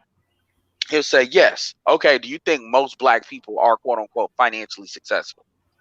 I wouldn't say that. Okay, so you being financially successful isn't predicated on the community being something. So just because you may not be in a gynocratic situation in your own house, which every black man, if you ask them, by the way, are going to say that, even though that's not really true. Because but whatever, the point is, as a group, we do not collectively lead our women. Now you could say that's because niggas ain't shit, or because what black men haven't done. At the end of the day, that's still the operating system that we run. Because if y'all gonna say that we don't lead our women because of what black men have not done, then I'm gonna ask you to be real specific on what black men need to do in order for our women to get under control. And see, this is and I even told him, I said, this conversation where we're going back and forth with this, you would never have this conversation with another group where they're actually debating this like that. Never. And this is a big part as to why it is what it is. And this is why, by the way, if y'all got sons, y'all sons ain't checking for sisters like that out the gate. If y'all want to wonder the fuck why that is. Because I know some of y'all got sons that are 17, 18. Anyway, go ahead. Well, no, I mean the reason this stuff is being debated, because you have people that want the matriarchy to stay the way it is, and they may not realize that they love the plantation, but that's really what they're fighting for. So, but this puts into my mind, like, what do we really owe black people? Truly, we owe each other an opportunity for success. That's how I look at it. When normally, when we look at business, we look at the fact that if the owner of the business failed, but we never look at the fact, did the community fail the owner? So my thing is, if a person goes through whatever it takes to get a company off the ground, I don't care if it's a big company, small company, big idea, small idea. If you got a t-shirt stand and you put it out there and people don't buy the t-shirts, if there's nothing wrong with the t-shirts, then did the business owner fail, or did we as black people fail the business owner? You know what I'm saying? We never think about that. But we never talk about the dynamic between the black consumer and the black seller. We never talk about that, and it's bullshit on both sides. Well, On the black consumer side, you got the crab in the barrel bullshit, and you got the white ice is colder. And on the consumer side, on the seller side, black folks don't know how to market other black folks. Like they really don't. Like they feel like the black consumer should just show the fuck up, and they don't understand that as a collective, black business people, we have to teach our people in order to buy shit from us. You should have like a black organization that's designed to get money up out of these motherfuckers, saying how do we sell some shit better to our people, so that because we know we would do better by our people than other people would, and we have to teach because our people don't even know. Oh, go ahead. Our people don't have a value system, fam. If our people had the proper value system, then they would know to value whatever we produce and see it as valuable, something to be protected, something to be magnified, right? The thing is, they don't value themselves, they don't value their neighbor, they don't value something that their neighbor produces for the hood or whatever. And so you can't get into comedy going because a lot of people think it has something to do with money, whatever, we get our black dollar, whatever. Nah, what you do is get the relations where they're supposed to be, but they don't value that comes back to culture, and a lot of this is because our community has the zeitgeist of a female, which is buy into trends, buy into this. Women aren't creating trends for the most part. Women are buying into it versus dudes. See, I promise you. But the thing is, the women is putting themselves in position to where they have to be pimped to be engaged with. That's the thing. Yeah, you're right. It's just like dealing with the peckerwood. The peckerwood ain't changed at all. Everybody wants them to change. They ain't finna change. These bitches ain't finna change because they under peckerwood programming. So you got to deal with them the same motherfucking way. And that's why to have to be pimped. And you're absolutely right. And that's what they like. That's why I'm gonna say this, and this is gonna be some controversial shit. I'm gonna keep it real with you. When motherfuckers are talking about they got hit, they got their ass whooped female wise by a dude, that shit does not bother me one bit, because I know half the time that ain't the first time that nigga did it. I'm talking about that NBA young boy and shit, and you went back. So at the end of the day, you like that shit. You like that hard check pimping, because if that shit, it wouldn't be an issue, because if somebody hits you once, you leave. Like real talk. And even dudes, because dudes know, like, if I respond to this is gonna go bad. So usually dudes will bounce because it's like, it's not worth it because I ain't trying to go to jail. So if you stay in that situation, you're already declaring to me kind of how you get down. That just is what it is. So this thing about surviving bullshit stories, no, I say that to say this. That goes back to what he was talking about with the pimp thing. A lot of women, they like that shit. That's why they in the church, because they like to be pimped. So at the end of the day, my solution to this before I leave is, at the end of the day, you have to separate. So therefore, you have to, black people got to do kind of like what the Nation of Islam did, which is kind of be in the community, but really kind of not be in the community. We're saying this is our separate shit. We doing this. So like when you have guys like a Robert Smith, you have guys like this, you got 20% of black people that they know this is like a carved out section. It's kind of it looks like it's a community in plain sight, but really behind the scenes, there's like this veil that's really there that nobody talks about, that you have to opt into, or you can be opted the fuck out of. That's really the solution, in my opinion. That's not something that's talking about just bougie folks. I'm just talking about folks that I understand you have to give to get. You can't expect somebody to help you out with both hands and reaching down. You got to reach one hand up, and you got to be thankful for people that. And we ain't talk about like money. Just be thankful motherfuckers giving you the game, because that can be a lot if you know how to use it and you're open enough to use it. So that's why conversations like this are very important, because honestly, before this really started happening, there was no place for people to go to and find out real world dealings and how to view this in real life and what we can and can't do and how to get it from one place to the other. So this type of stuff is very important. But at the end of the day, when even for this question, do black people owe black people? A lot of us gonna think of it in terms of rich and poor. Well, the rich people should do this. Well, we got to create conditions so those who are wealthier black people will feel comfortable doing things that involve other black people. So all this, at the end of the day, cannot be changed with an organization. It's really going to have to be taught. It's really going to be truthfully more up to the men. And unfortunately, what I believe is going to have to happen, and men going to have to get serious about this. For women who are not following our program, they can't have any kids by us at the end of the day. Now, a lot of guys have seemed to pick up on that, because a lot of women are forced to have a Pookie's baby. And my perception, because a lot of decent brothers won't give her one. But we still having a few guys who are actually decent brothers, and they still having a baby by a chick that ain't so decent. We got to get them brothers to just cut that out. You know, it's a lot of scammer chicks. This chick's gonna go and because I didn't seen it before. It's a chick that'll suck your dick, and she gonna act like she gonna swallow. Walk into the bathroom, spit into a condom for later, spit it to something so she can take it home, and then play the little turkey baster game. These chicks are scammers. Can't trust them. Hey, it's your sperm. We know the value of sperm nowadays. At the end of the day, I mean, it is, but you can't put that type of stuff past women. They will do it. But my thing is this: you know what sperm can lead you, what hole that can lead you down. So at the end of the day, you cannot just put trust in women the way we use. Sometimes it's okay to trust, but you can verify. Nah, listen, you gotta verify every little thing that you do. You can't trust nobody. Verify. Yeah, protect your neck. I got stories for days about some shit I done said. I done smashed a chicken. Chick kept trying to get me to pull the condom off. I'm like, why the fuck is this bitch trying to go hard to get me to pull the condom off? And I ended up going to the bathroom. She taking prenatal vitamins. Now, I know what you're thinking. Prenatal vitamins, they can take them for their hair. They can take them for their nails. But not doctor prescribed prenatal vitamins. You ain't getting them. Whoa.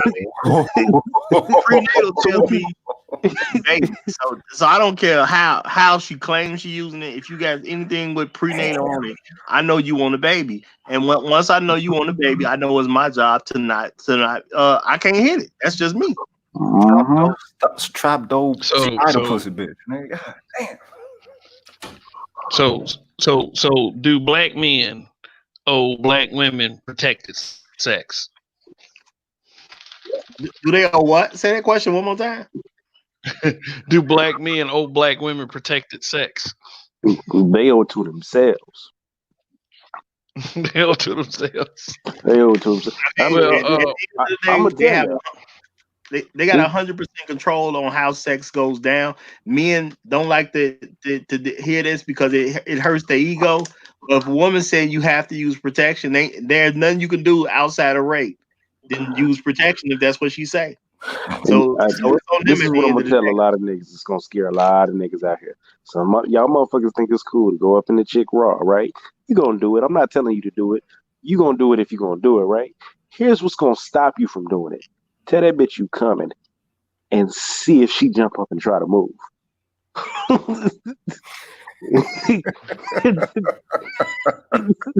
So even if you're not, you tell me, just say it.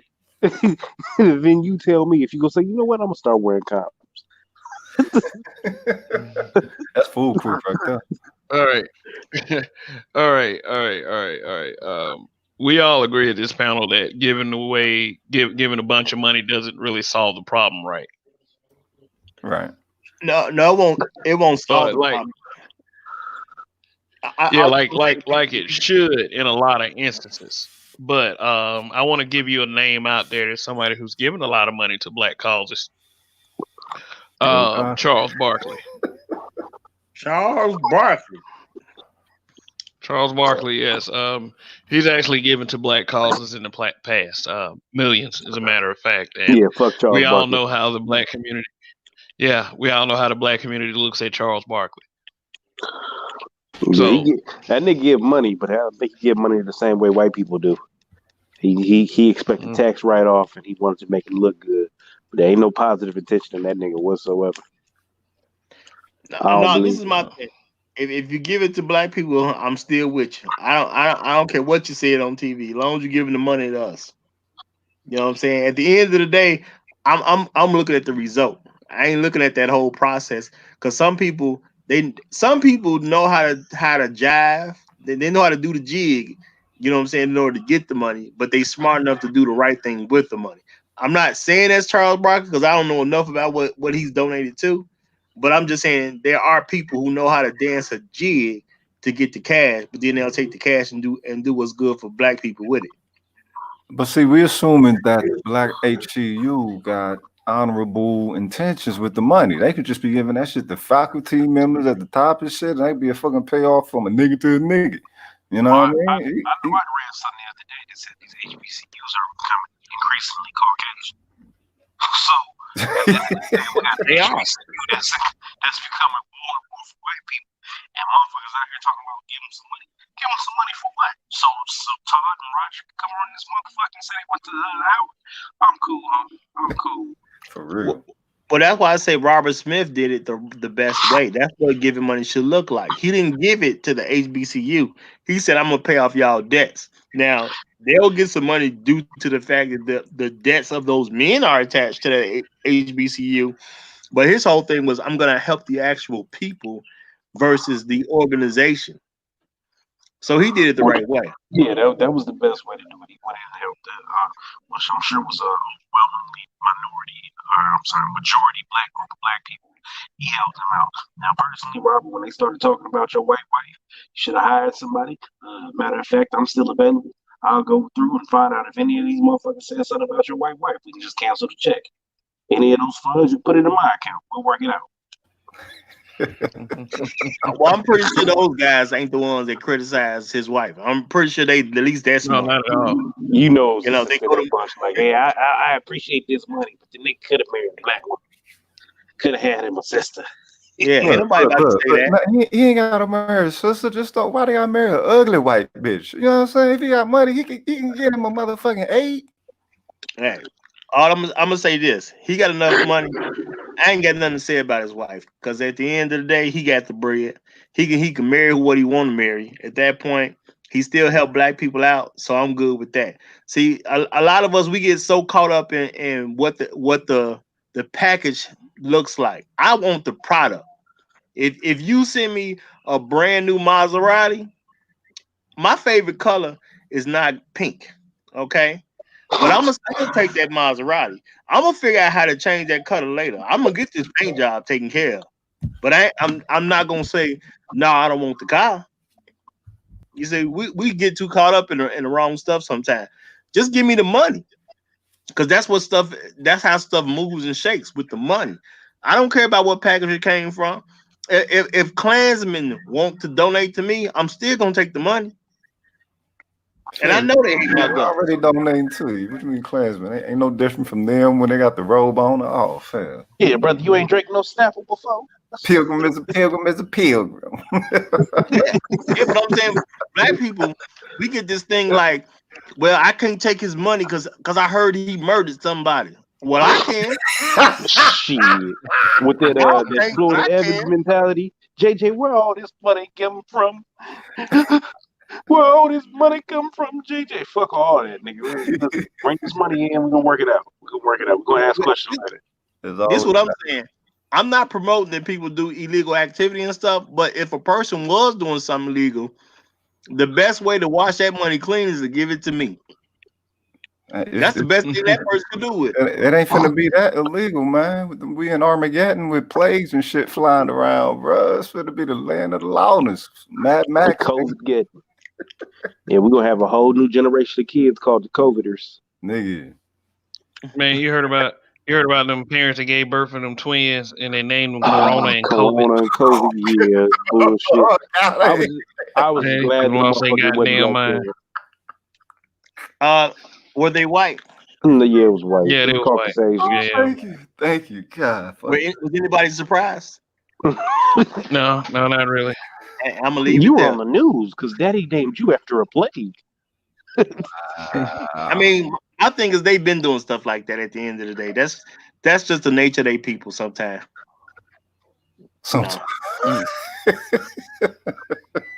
By golly. I mean, they into stuff that we think is weird.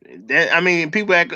My thing is we just got to accept that that's just who they are as a group of people. They do stuff that we just find to be weird. Oh, most definitely. Yeah. But I can't act like they weirdness don't shock me, man. They find no ways for their weirdness to shock you. And at 40, you think now I see everything these people gonna do. Nope, nigga. Look at curtain number 2. You know what? I'm gonna tell you this. 42 years of being on this planet has told me they ain't gonna never do anything that's gonna shock me because I can't put nothing past them. I can't. I can't. With them, there truly is no line. If they do it, it's everything's in bounds for them. Yeah, because I said that learning after this whole cuck shit. I didn't know about this shit until the old white man slid me $100 trying to get me to fuck his wife. I said, oh, this this is how Caucasian people get down. Beat up them old white moisty good. Hey guys. I never forget Hey this guys. shit. Hey guys. Okay. Hey guys, I want to show you some clout chasing real quick. If you look at the screen, this is a YouTube video by a Tanya TKO. She says right here, Idris Elba purposely infecting his wife proves black women are the least protected. Oh shit. She know that he couldn't get that broad away from him, right? He was telling her to go sit her ass somewhere else, so she decided to stay, right? But you know, these people need an angle. Like this is like the perfect example of clout chasing right here. It's like people will do anything she probably for. Believe that shit. That's the fucked up part about it. She believe that shit. Anything that happens to a black woman has got to be a black man's fault. Why wouldn't it be? If she's standing on it with that headline, can't say she don't believe it. And I've actually seen a video or two from her beforehand, and I don't watch her, so I couldn't put something like that past her. Yeah, you know, she in my clown category. Poor black woman. Mm-hmm. She just getting abused left and right by having a husband that actually loves her. Yeah. Black. It's a lot of sisters. Now I'm saying real talk. It's a lot of sisters who have problem with wives. I've noticed that. It's a lot of sisters. Let them find out you somebody's wife. They be having such an issue with you, and they want to do something to throw dirt on your relationship so bad. Now Idris Elba done found out he had this little virus, and now he done been quarantined at home with his wife. And if your wife has it, it's a likely chance you're gonna have it. That's like just common sense to normal people. But how does she frame this? Yeah, she's not protected because she's quarantined in this mansion of some kind, I'm sure, with this movie star. Do you know how many black women would lick the sweat off of this nigga's brow? And she got the nerve to be mad at this motherfucker's wife, who didn't want to leave her husband, her non-symptom showing husband. Y'all need to get the fuck up out of here with this shit. And the worst Patrice O'Neal. This means,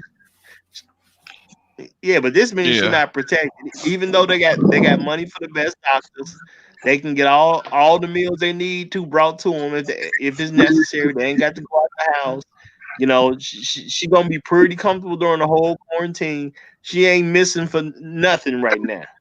You know what I'm saying? She ain't tripping about nothing being missing right now. Yet she's least protected.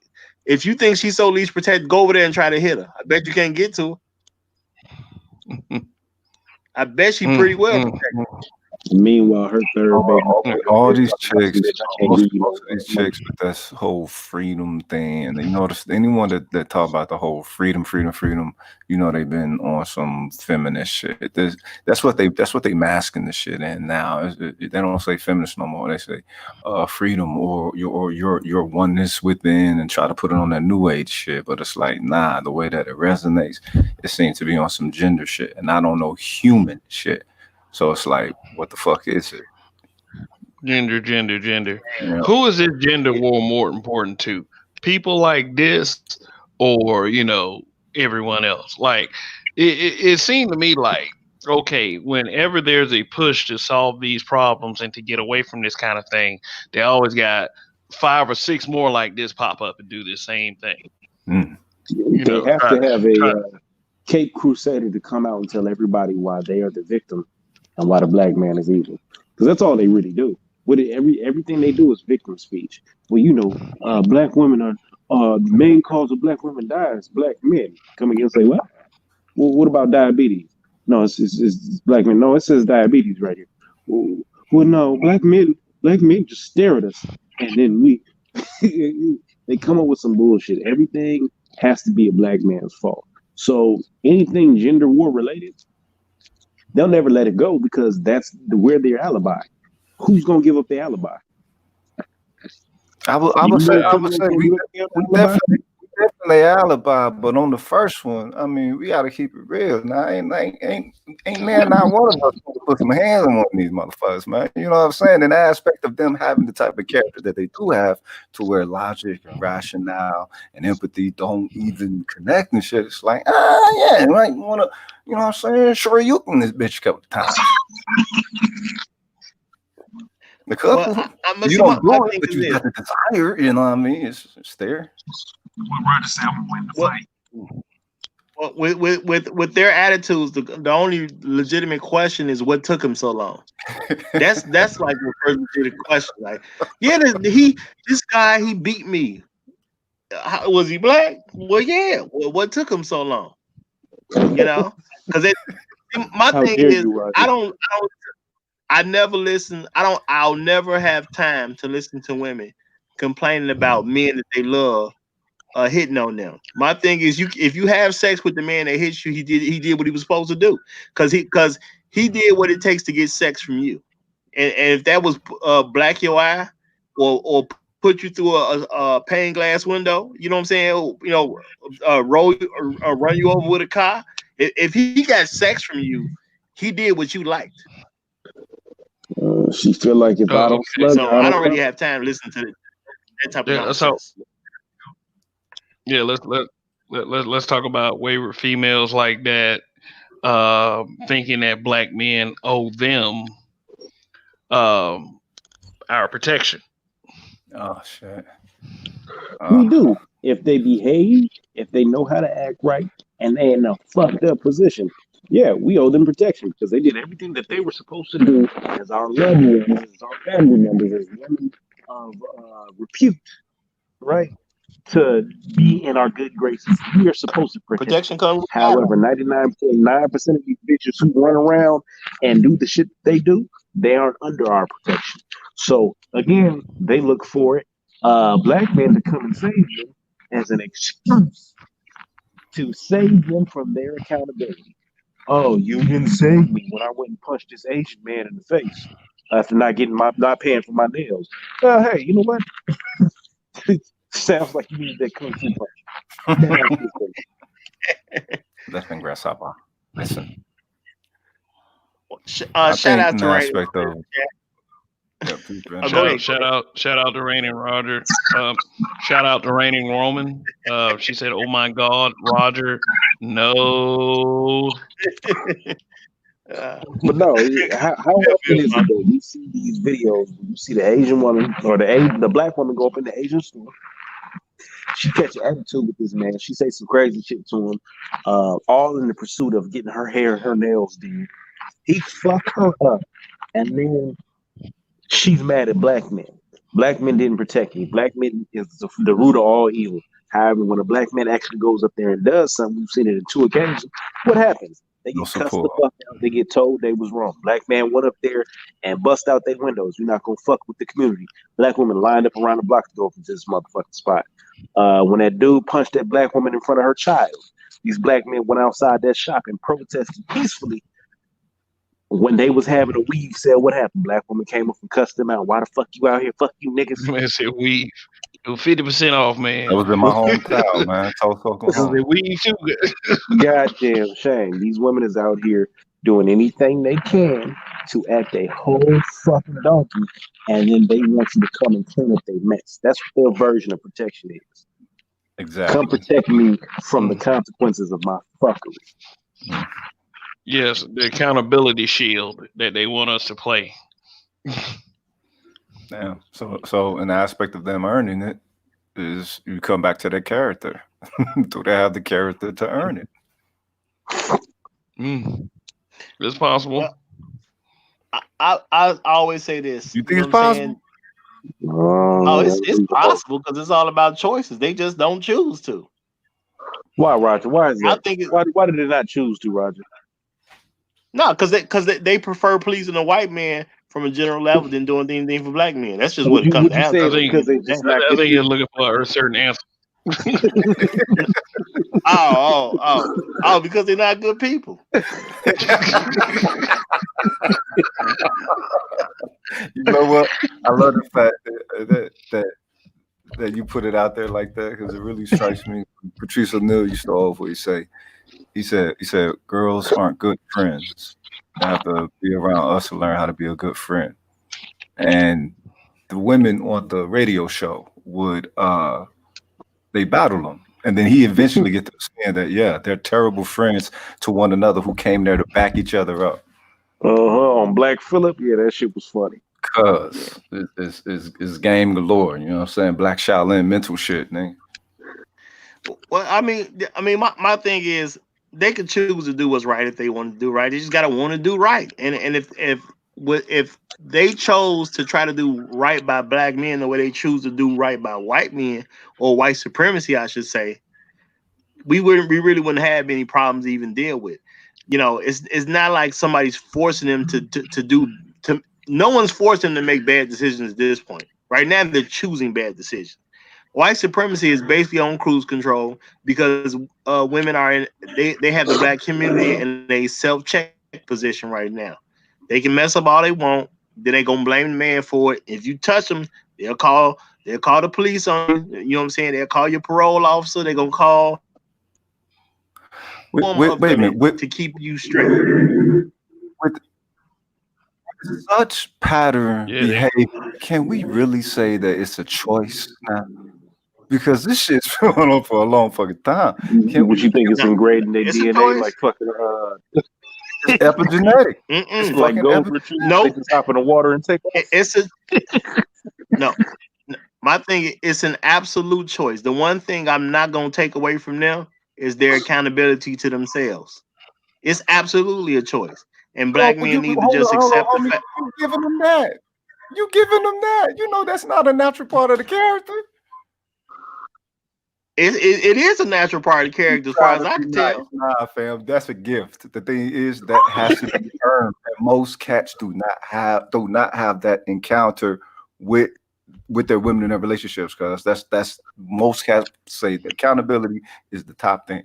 And the thing is, at what point do we stop saying this is an individual shit if everyone has the same horror story? This is the thing though. This is the thing. When it comes to the disappointing thing I've realized about black men is they stay in relationships with bad people, and then they'll complain about it later. My thing is, why are you in a relationship with a bad person? Why don't you break up?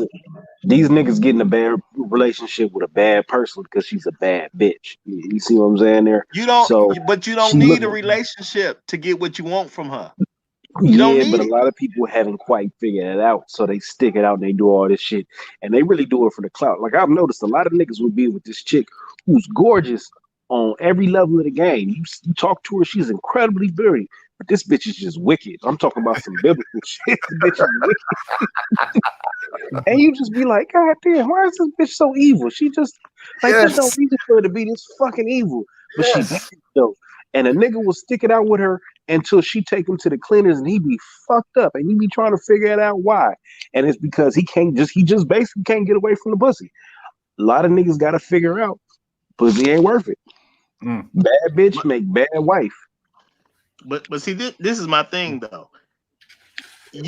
I understand men like attractive women. I've known this since I was a child. You know what I'm saying? I've known this since I was a child. You can be in a relationship with a woman, but once she shows you she's not a good person, all you got to do is break up. Now, if you want to continue to have sex with her, just simply continue to have sex with her. Just tell her, I can't be in a relationship until you get X, Y, and Z done. She ain't gonna never do it. Not for you. And you have figured that out, right? Some of the listeners have found to figure it out. Most of the people on the panel, I believe, have figured that out. However, there's a lot of people in this world who just can't let the clout go of having this chick. If you look at but that's why I like to say the nigga from B2K risked it all for a bitch that Omarion basically threw away. You saw she didn't look nothing like that before Love and Hip Hop started.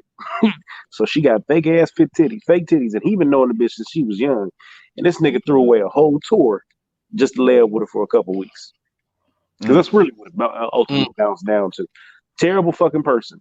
Cheated on you, leave you with her kids to go out and go do shit, fuck other niggas. And this nigga couldn't let the bitch go. So what is that in the dude that kept him in that position? But see, that I blame him for his own stupidity. That's my thing. That's why I say all the time, what kind of sucker are you to be with a woman that's not good? You're a sucker at that point. I don't care what you say. I don't care how bad she is. I don't care what you say about her butt, her tits, her face, whatever. At the end of the Roger, day, I'm a little if you're in disappointed you didn't say loser. no, at the end of the day, as a man, if you're with a loser, you're a sucker yourself, because you have to be a loser to sit there and tolerate being with a loser. Point blank, period. Would you so say, my thing is, men need to learn how to stop losing sometimes. You know, would you say that B2K owed Omarion some respect and some professionalism? Oh, absolutely, they did, and the fact that they didn't pay stopped them from getting paid. B2K owed Omarion on everything.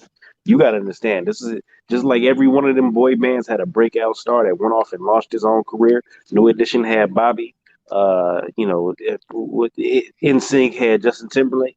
These motherfuckers all know who the celebrity was, who the star was, and who the breakout person was.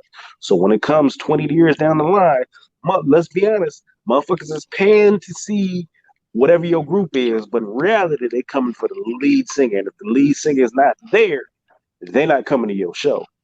Just like Omarion went out and did that tour with just him, just himself. Do you think B2K could have said, "Hey, we all here but Omarion," and motherfuckers would have shown up?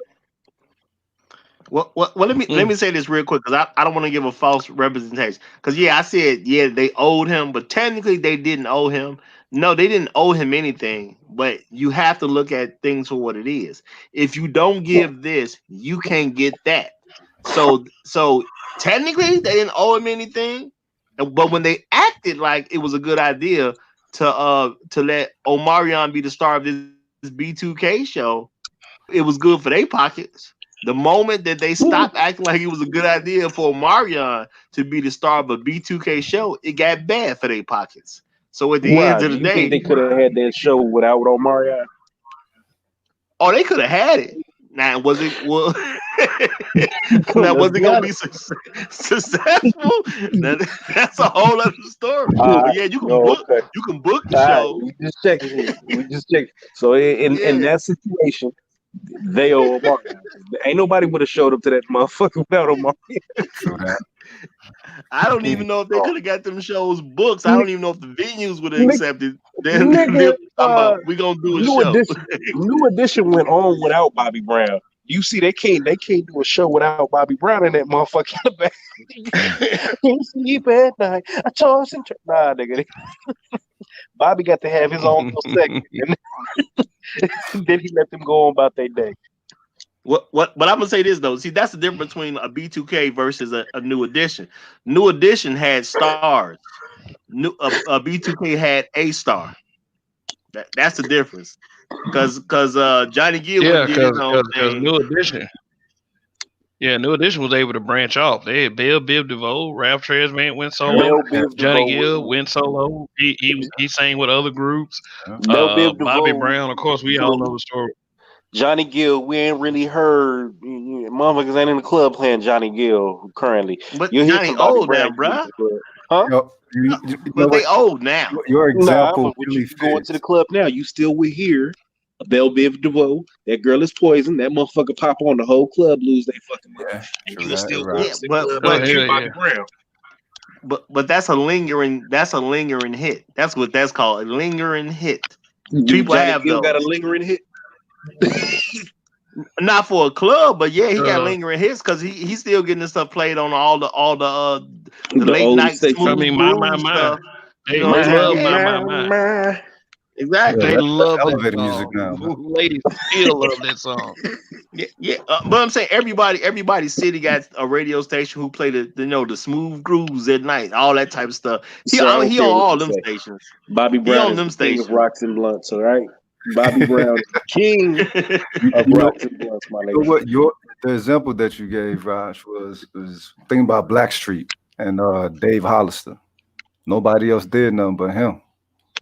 Ooh. Even didn't really do nothing. You know what I'm saying? After that, Yeah, shit, yeah. Hey, I Yes. give you an example. H-Town. And what? Who? Well, I mean, y'all a little too old for me yeah, right After there. the old boy, after the old boy I died can in talk the car about Pretty accident. Ricky. it was over with.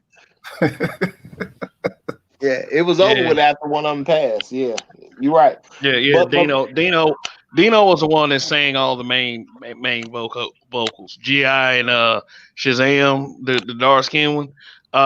They were background. Yeah. And they still try to go from club to club singing. Like G.I. tries to take over the lead parts, but it just isn't the same. of course it ain't. They should have at least picked up a third member if they was doing On a that. side note, did you see that these niggas put out a track with Pretty Ricky? I'm knocking your heels off. They had KC and JoJo in the mix too. What? You talking? Are we insane? Yo, I remember watching this shit a couple years ago and was dying. These niggas Are you all had serious? their Shazam! I'm knocking your heels off. All these niggas look like Charlie Wilson. Yeah. Just like I give you another example. High Five tried to go on without Tony Thomas. Yes, it's some and then groups that can do it, and some groups that just can't. Man, they can't. Well, in this though. Not particular without instance, Tony. B2K ain't finna come out here and say they need a girlfriend or whatever. They little bump. All that shit ain't gonna work without Omarion. Look, matter of fact, No, not at I all. don't remember Lil Fizz. Did Lil Fizz actually do anything other than dance in that group? Because I know this nigga can't sing. He was the rapper. He was the rapper. I So think he was the most useless part of the group. That nigga was a novelty. Hey man, I wasn't no big B2K fanboy. I can't tell you.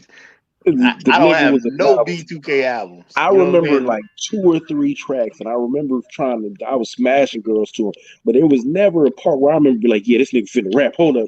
Hey, nigga, drop the window. Stick finna rap. This nigga Lil Fizz finna spit some bars.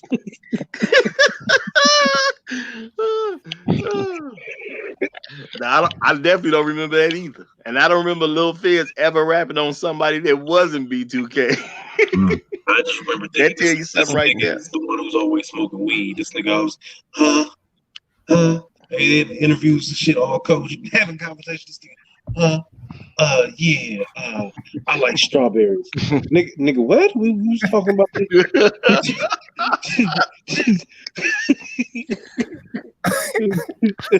Talking about the dance school. Oh yeah, no, that's yeah, I'm just gonna go ahead and concede. Omarion.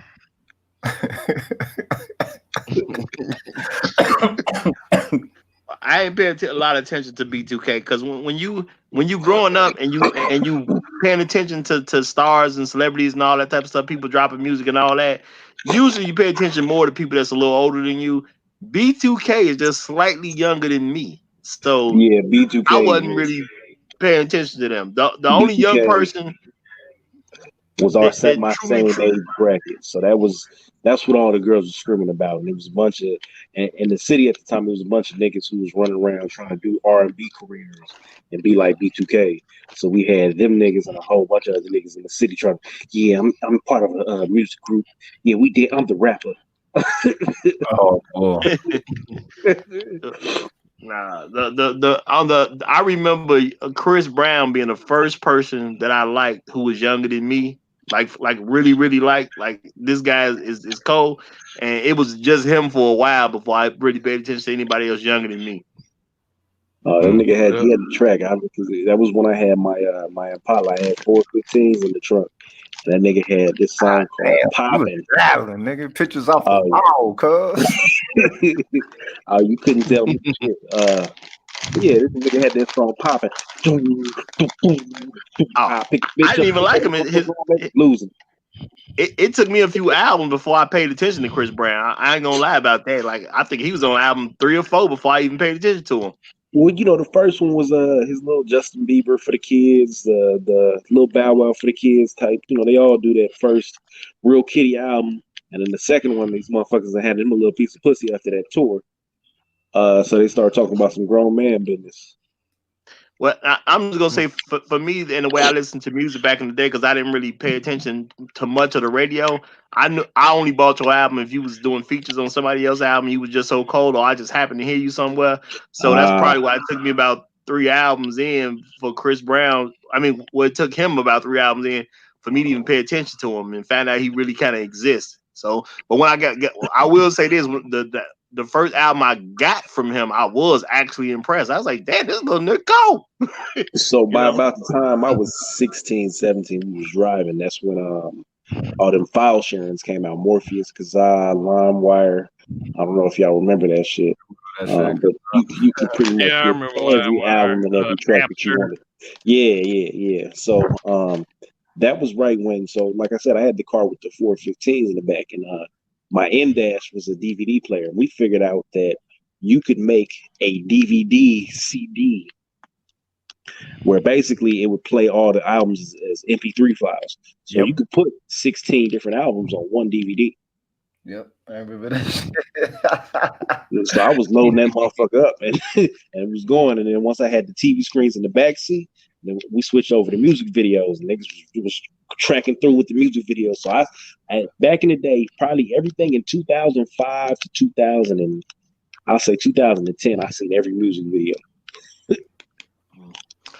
Well, just to kind of bring it back on track, I'm gonna say, now that we're talking about it, what do black people really owe each other?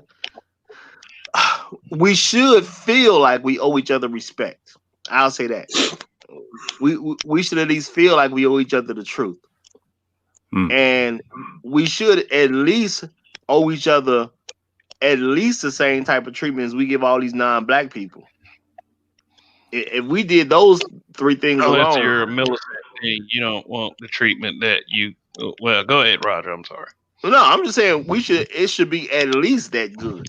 In my opinion, you should always treat a black person a little bit better than you treat a non-black person, because that's how every group works. They always treat their own a little bit better than they treat the other folk. I'm not saying you got to treat everybody else in the world like crap, but if I gotta make a choice between a black person getting this free ticket versus a non-black person getting this free ticket that I got, then I'm gonna give it to the black person. But that's what everybody do. Hold up. You're of the cloth of someone who values black people like that. So you got to stop looking at yourself as just a regular fucking citizen. You're not 85, homie.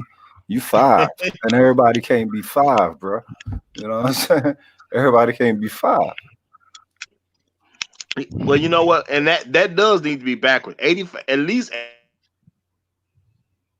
value blackness. Or I'm gonna say value us as being ADOS. No, I'm saying ADOS. If we switched off your belief system, you treated black people like you treat white people, we'd be all right. Yeah. Yeah. Well, like next, I'm about better. I'm about to wrap it up here. So just let's go ahead and get toward our final thoughts. But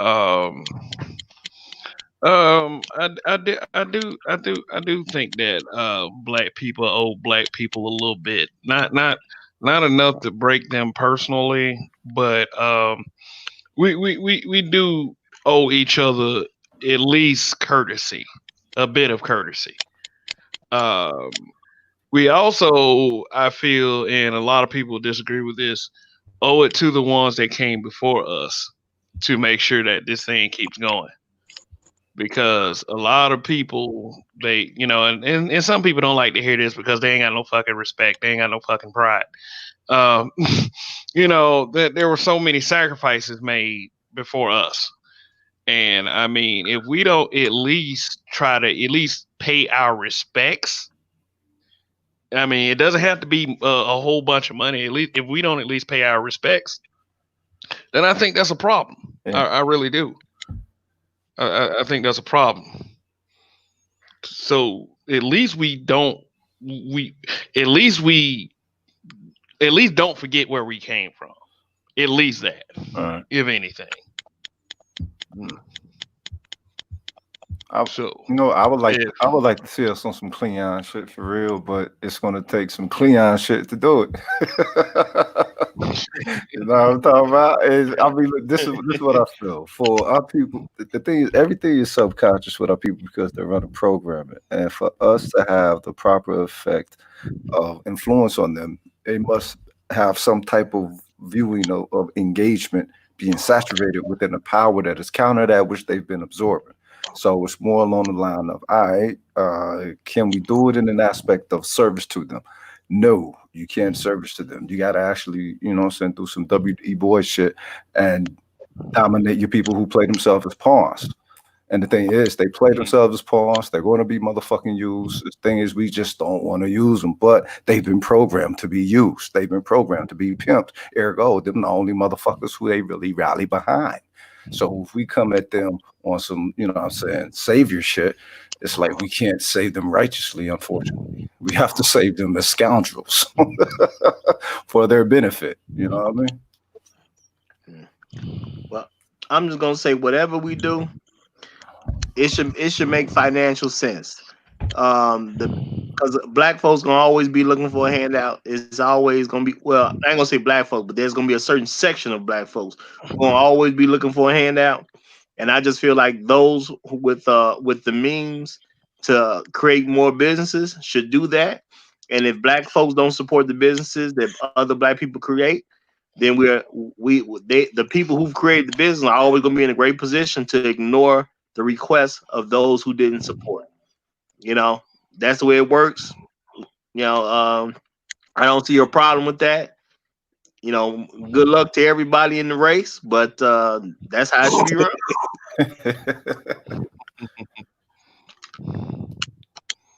Respect.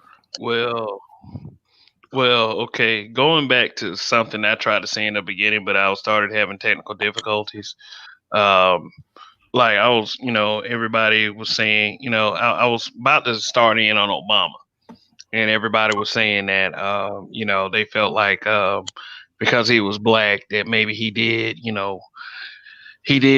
owe it to black people to do some things for black people, and I understand that Barack Obama technically isn't ADOS.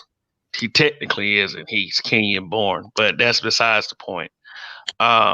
I did feel like that Barack Obama did owe the people that voted for him. And it wasn't just us. It was a lot of them too. So if we feel like technically we don't, nobody owes us anything, then why do a lot of people feel like Barack Obama owed them? Outside of the vote. Because he has some melanin in him. Well, you know what? You just said something very profound that we all need to just think about. Barack Obama is not ADOS. And it's usually ADOS people talking about what he should have did for us. He ain't us at the end of the day.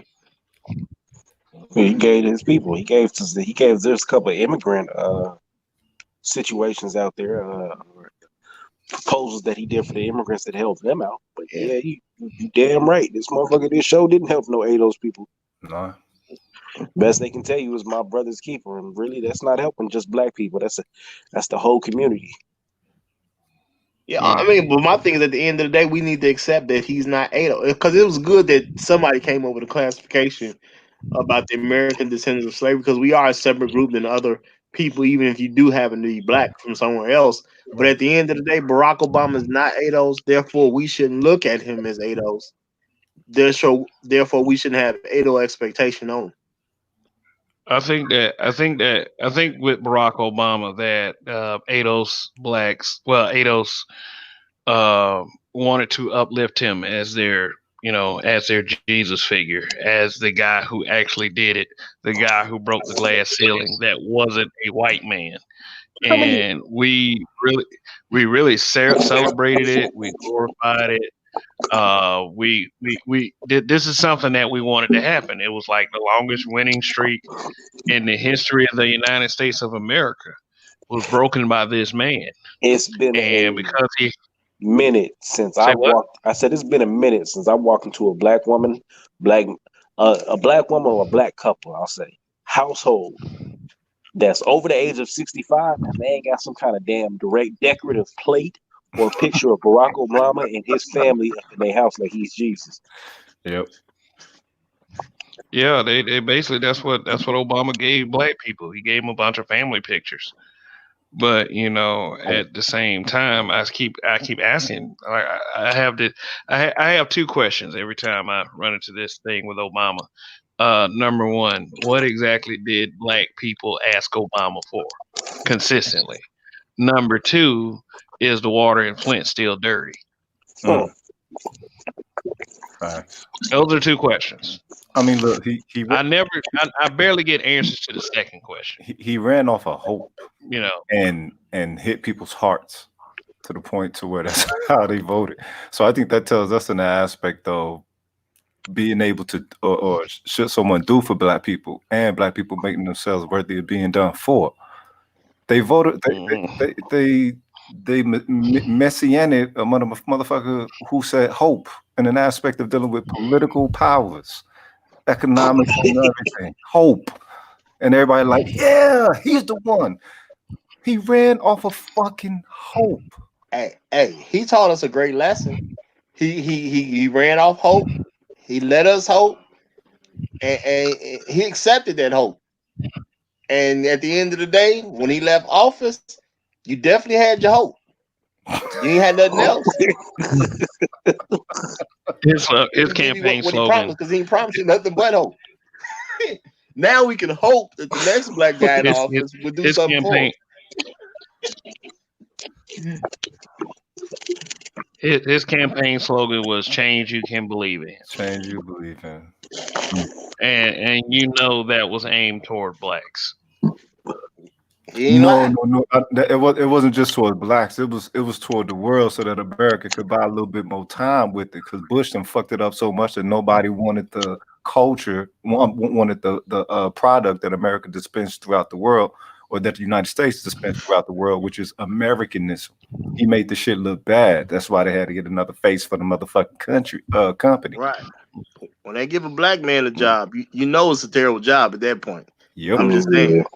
But at the end of the day, no Paul Mooney up there. At the end of the day, he gave us no more than what he said. He gave us a change. We definitely had a change. We had 44 white guys previous, and he gave us a change. And one dipped in chocolate. Sure. Oh, my bad. 43 white guys in front of him. And then was a change for 44. So he gave us the change, and we definitely had hope. Because when he ran that second time, people still had hope.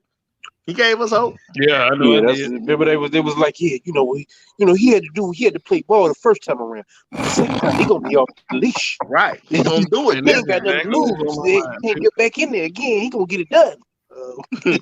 Yeah. So he gave us exactly what he promised, and nothing more. So I hope this will be a great lesson for black folks. We'll next time we gonna need a list. You know what I'm saying? We ain't gonna want no hope. We're gonna need a list of what you think you can do for us. Black people are only owed the ones who can be excellent amongst them to be excellent. That way they have a beacon or a motherfucking lighthouse. You know what I'm talking about? That's it. All the rest of that shit is a lot of willful chosen slavery, because and servility. Because it's like, look, you don't have to. In this day and age, you don't have to be ignorant. You don't have to have any low self-worth. You don't have to be unskilled. You don't have to be, there's so much value that one can grasp upon, and they still choose not to. If you don't, then you choosing not to, and you're not worthy to receive such service. So it's like, nah. you know, I'll be the beacon. But other than that, you know, hey, you know, guide your footsteps. You know, look ahead at the motherfucker that's shining. But other than that, nah, you can't get no fucking money. You can do some Nipsey Hustle shit and make motherfuckers make themselves better. You know, I think that. But other than that, nah. Oh, you know what though? I would say if you saved my life, I do owe it to you to not waste that life. I would say that. And, you know, a lot of these brothers and sisters out here be getting saved multiple times over and over again. And what they end up doing is they go back to wasting their lives. So once a person sees that done over and over again, they start to feel that Floyd Mayweather kind of way. You know, I don't know you shit. I don't know y'all shit. I've done enough, or I only need to do for me and mine. Otherwise, kick rocks. You know, but at the same time, you know, do y'all feel like there's a way back from that? For those people who keep wasting their chance over and over again, do you feel like that there can ever be a way back for those people? Because right now we're talking about a large majority of us. That's true. That's true. But the way back is in the examples. Way back from what type of people? You know, the people who are seemingly beyond hope. I was like our people, you know, the ones that don't want to do anything in their lives. They stay in these rundown neighborhoods. They keep doing things like impregnating women or having kids and not taking care of them. You know, those people. Yeah, and if they can't be inspired to do so, then they must be forced. That is it. Oh, okay. Yeah. Okay. Let me throw another. Yeah. Let me throw another name out there. T.I. T.I. Y'all remember the story about he went into Target and he bought like he paid for all these gifts for these single mothers all in the Target. No, I remember hearing about that story. Oh, you don't remember that? I remember hearing about that. Yeah, story. you remember? I do. Yeah. But then, you know, then they turn around and did T.I. the way they did T.I. Let me see T.I. I'm gonna show. I'm gonna yeah, over his daughter. Let me, Donna, you sound kind of low. That was me yelling at over his daughter, right? Yeah, Donnie, we can't really hear you, brother. I don't know what he's doing. Yeah, that's the white man. He trying to stop me. He trying to sabotage my microphone. All right. Yeah, I got it pulled up. Let's see. I got to pull it up. Let me share the screen real quick. Well, I'm gonna say this. You see how I said earlier that Robert Smith was a good way to help? Right. What T.I. did was nice, but what does it really help? Yeah, it's a PR move. I think it's a PR move, and it's a good PR move. You know what I'm saying? Shit.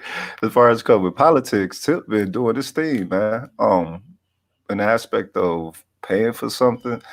I mean, I don't know. Can this Roger be considered, you know, whatever the product is, not necessarily the packaging? Yeah, because my thing is, what was the qualifications on these people? Was this about the fact that we're going to help the children of the straight A students? Because I didn't hear any qualification on anything like that. So, like I say, to me, it's nice, but is it help?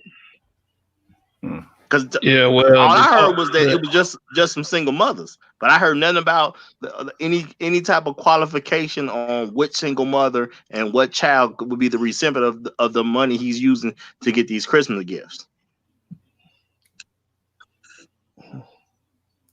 So I don't see where it's a help of any kind. Because let's be honest, them chicks got the receipts. They took this shit back the next day and went and got them a couple bundles. They hustling, right? You know what I mean? Kid was downgraded to the dollar store toys. You know, the motherfuckers make a whole lot of noise and they look like a whole lot of presents. Mommy gave you 85 presents this year. Oh shit! Yeah, Tickle Me Elmo. Nah, Tickle Me Elmo wasn't at the dollar store, sweetie. But you got Tickle Me Roger. So I mean, the point of me bring. Nope. All right, don't put my name in that. My bad. Tickle Me Fred. How about that? So okay, so with this in the aspect of rapper, you gotta understand he's also he a hustler first and foremost. You know what I'm saying? You never lose that. And I'm pretty sure this is probably not out of his character. You know what I mean? Most hustlers, if they hustle correctly, and draining and bleeding the block, you're gonna put a little bit more life into it here and there. And this is what tends to do that. You know what I'm saying? Turkeys, Thanksgiving, all the Euro holidays that motherfuckers love to, enjoy. Well, my thing is this really help? This is just help. People spending money on gifts. So, okay, you can say it's help. You can say it's help because they didn't have to waste their money, quote unquote. But I mean, people's gonna buy the kid a gift anyway. But like I say, with no qualifications on the kid had to be this kind of student. You see what I'm saying? Like, how did it really help? It wasn't really aimed to help anything. So you're looking for assistance that results in a qualitative change. No. What I'm saying is, if we're gonna say it's help, it should meet the standard of help. And what he did was something nice, but it doesn't meet the standard of help. Okay, I can dig that. I can dig that. Mm-hmm. Yeah. Well, the point of who doesn't like free gifts? So we can't say it ain't nice. Yeah. Sure, it's nice. Yeah, but it ain't a gesture. It's a gesture. Yeah, it's a gesture. Yeah. Let's put it like that. It's a gesture. But the point of me is like, okay, we talk. We have these people that pretend like these people owe us something for any reason, and then when they see stuff like this as being a positive, those very same people, they see stuff like this as being a positive. They see stuff like this as the man giving back. Instead of putting up a community center, he got to buy a bunch of gifts. So I see what Roger's kind of saying, but this kind of stuff ultimately doesn't do any good, because did they remember any of this shit when that issue with his daughter came up? No, they didn't. None of this shit has anything to do with his fucking daughter. It doesn't matter if he went and bought everybody's house for him, right? They was gonna be mad about his daughter because this man kept his household in order. Do you hear of T.I.'s daughter stabbing anybody? No, I'm just being honest. No, she ain't kind of tranquil to me. And be running after little Romeo. I thought she was gonna help me. I thought she was gonna be my stepdaddy. You don't hear none of that shit from these motherfuckers. So, yeah, it's not T.I. raised his fucking household right, and that makes all these bummy ass bitches look bad. Oh, I checked the vagina. How dare you be a responsible dad? How dare you? Making sure that your daughter don't make the decisions that we make, so we don't have any excuse. You're an evil person. Fuck out of here. Right. That's all they really want to do. They just want to terrorize that man because he kept his household in order, and they couldn't do the same for their own. Be honest. I mean, there is a desire for his daughter to be a single mother. That's really what it comes down to at the end of the day. And they don't think what he's doing is going to lead to her being a single mother.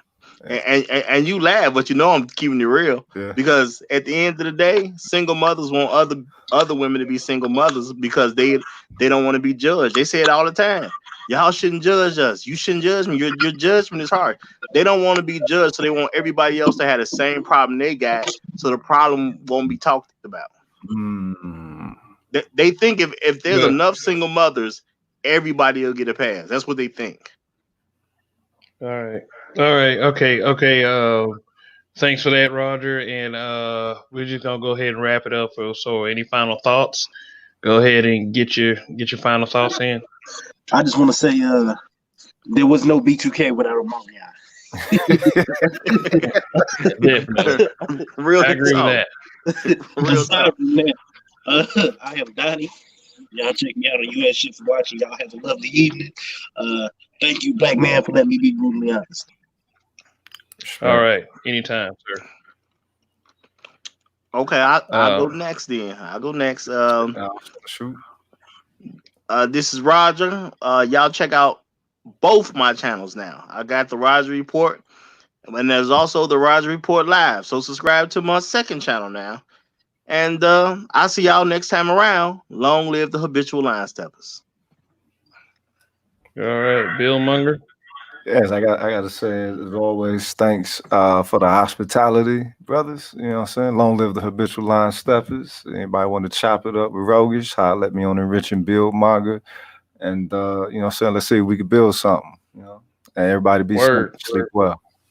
I'm all for it. I'm gonna tune in, bro. I'm gonna subscribe. All right.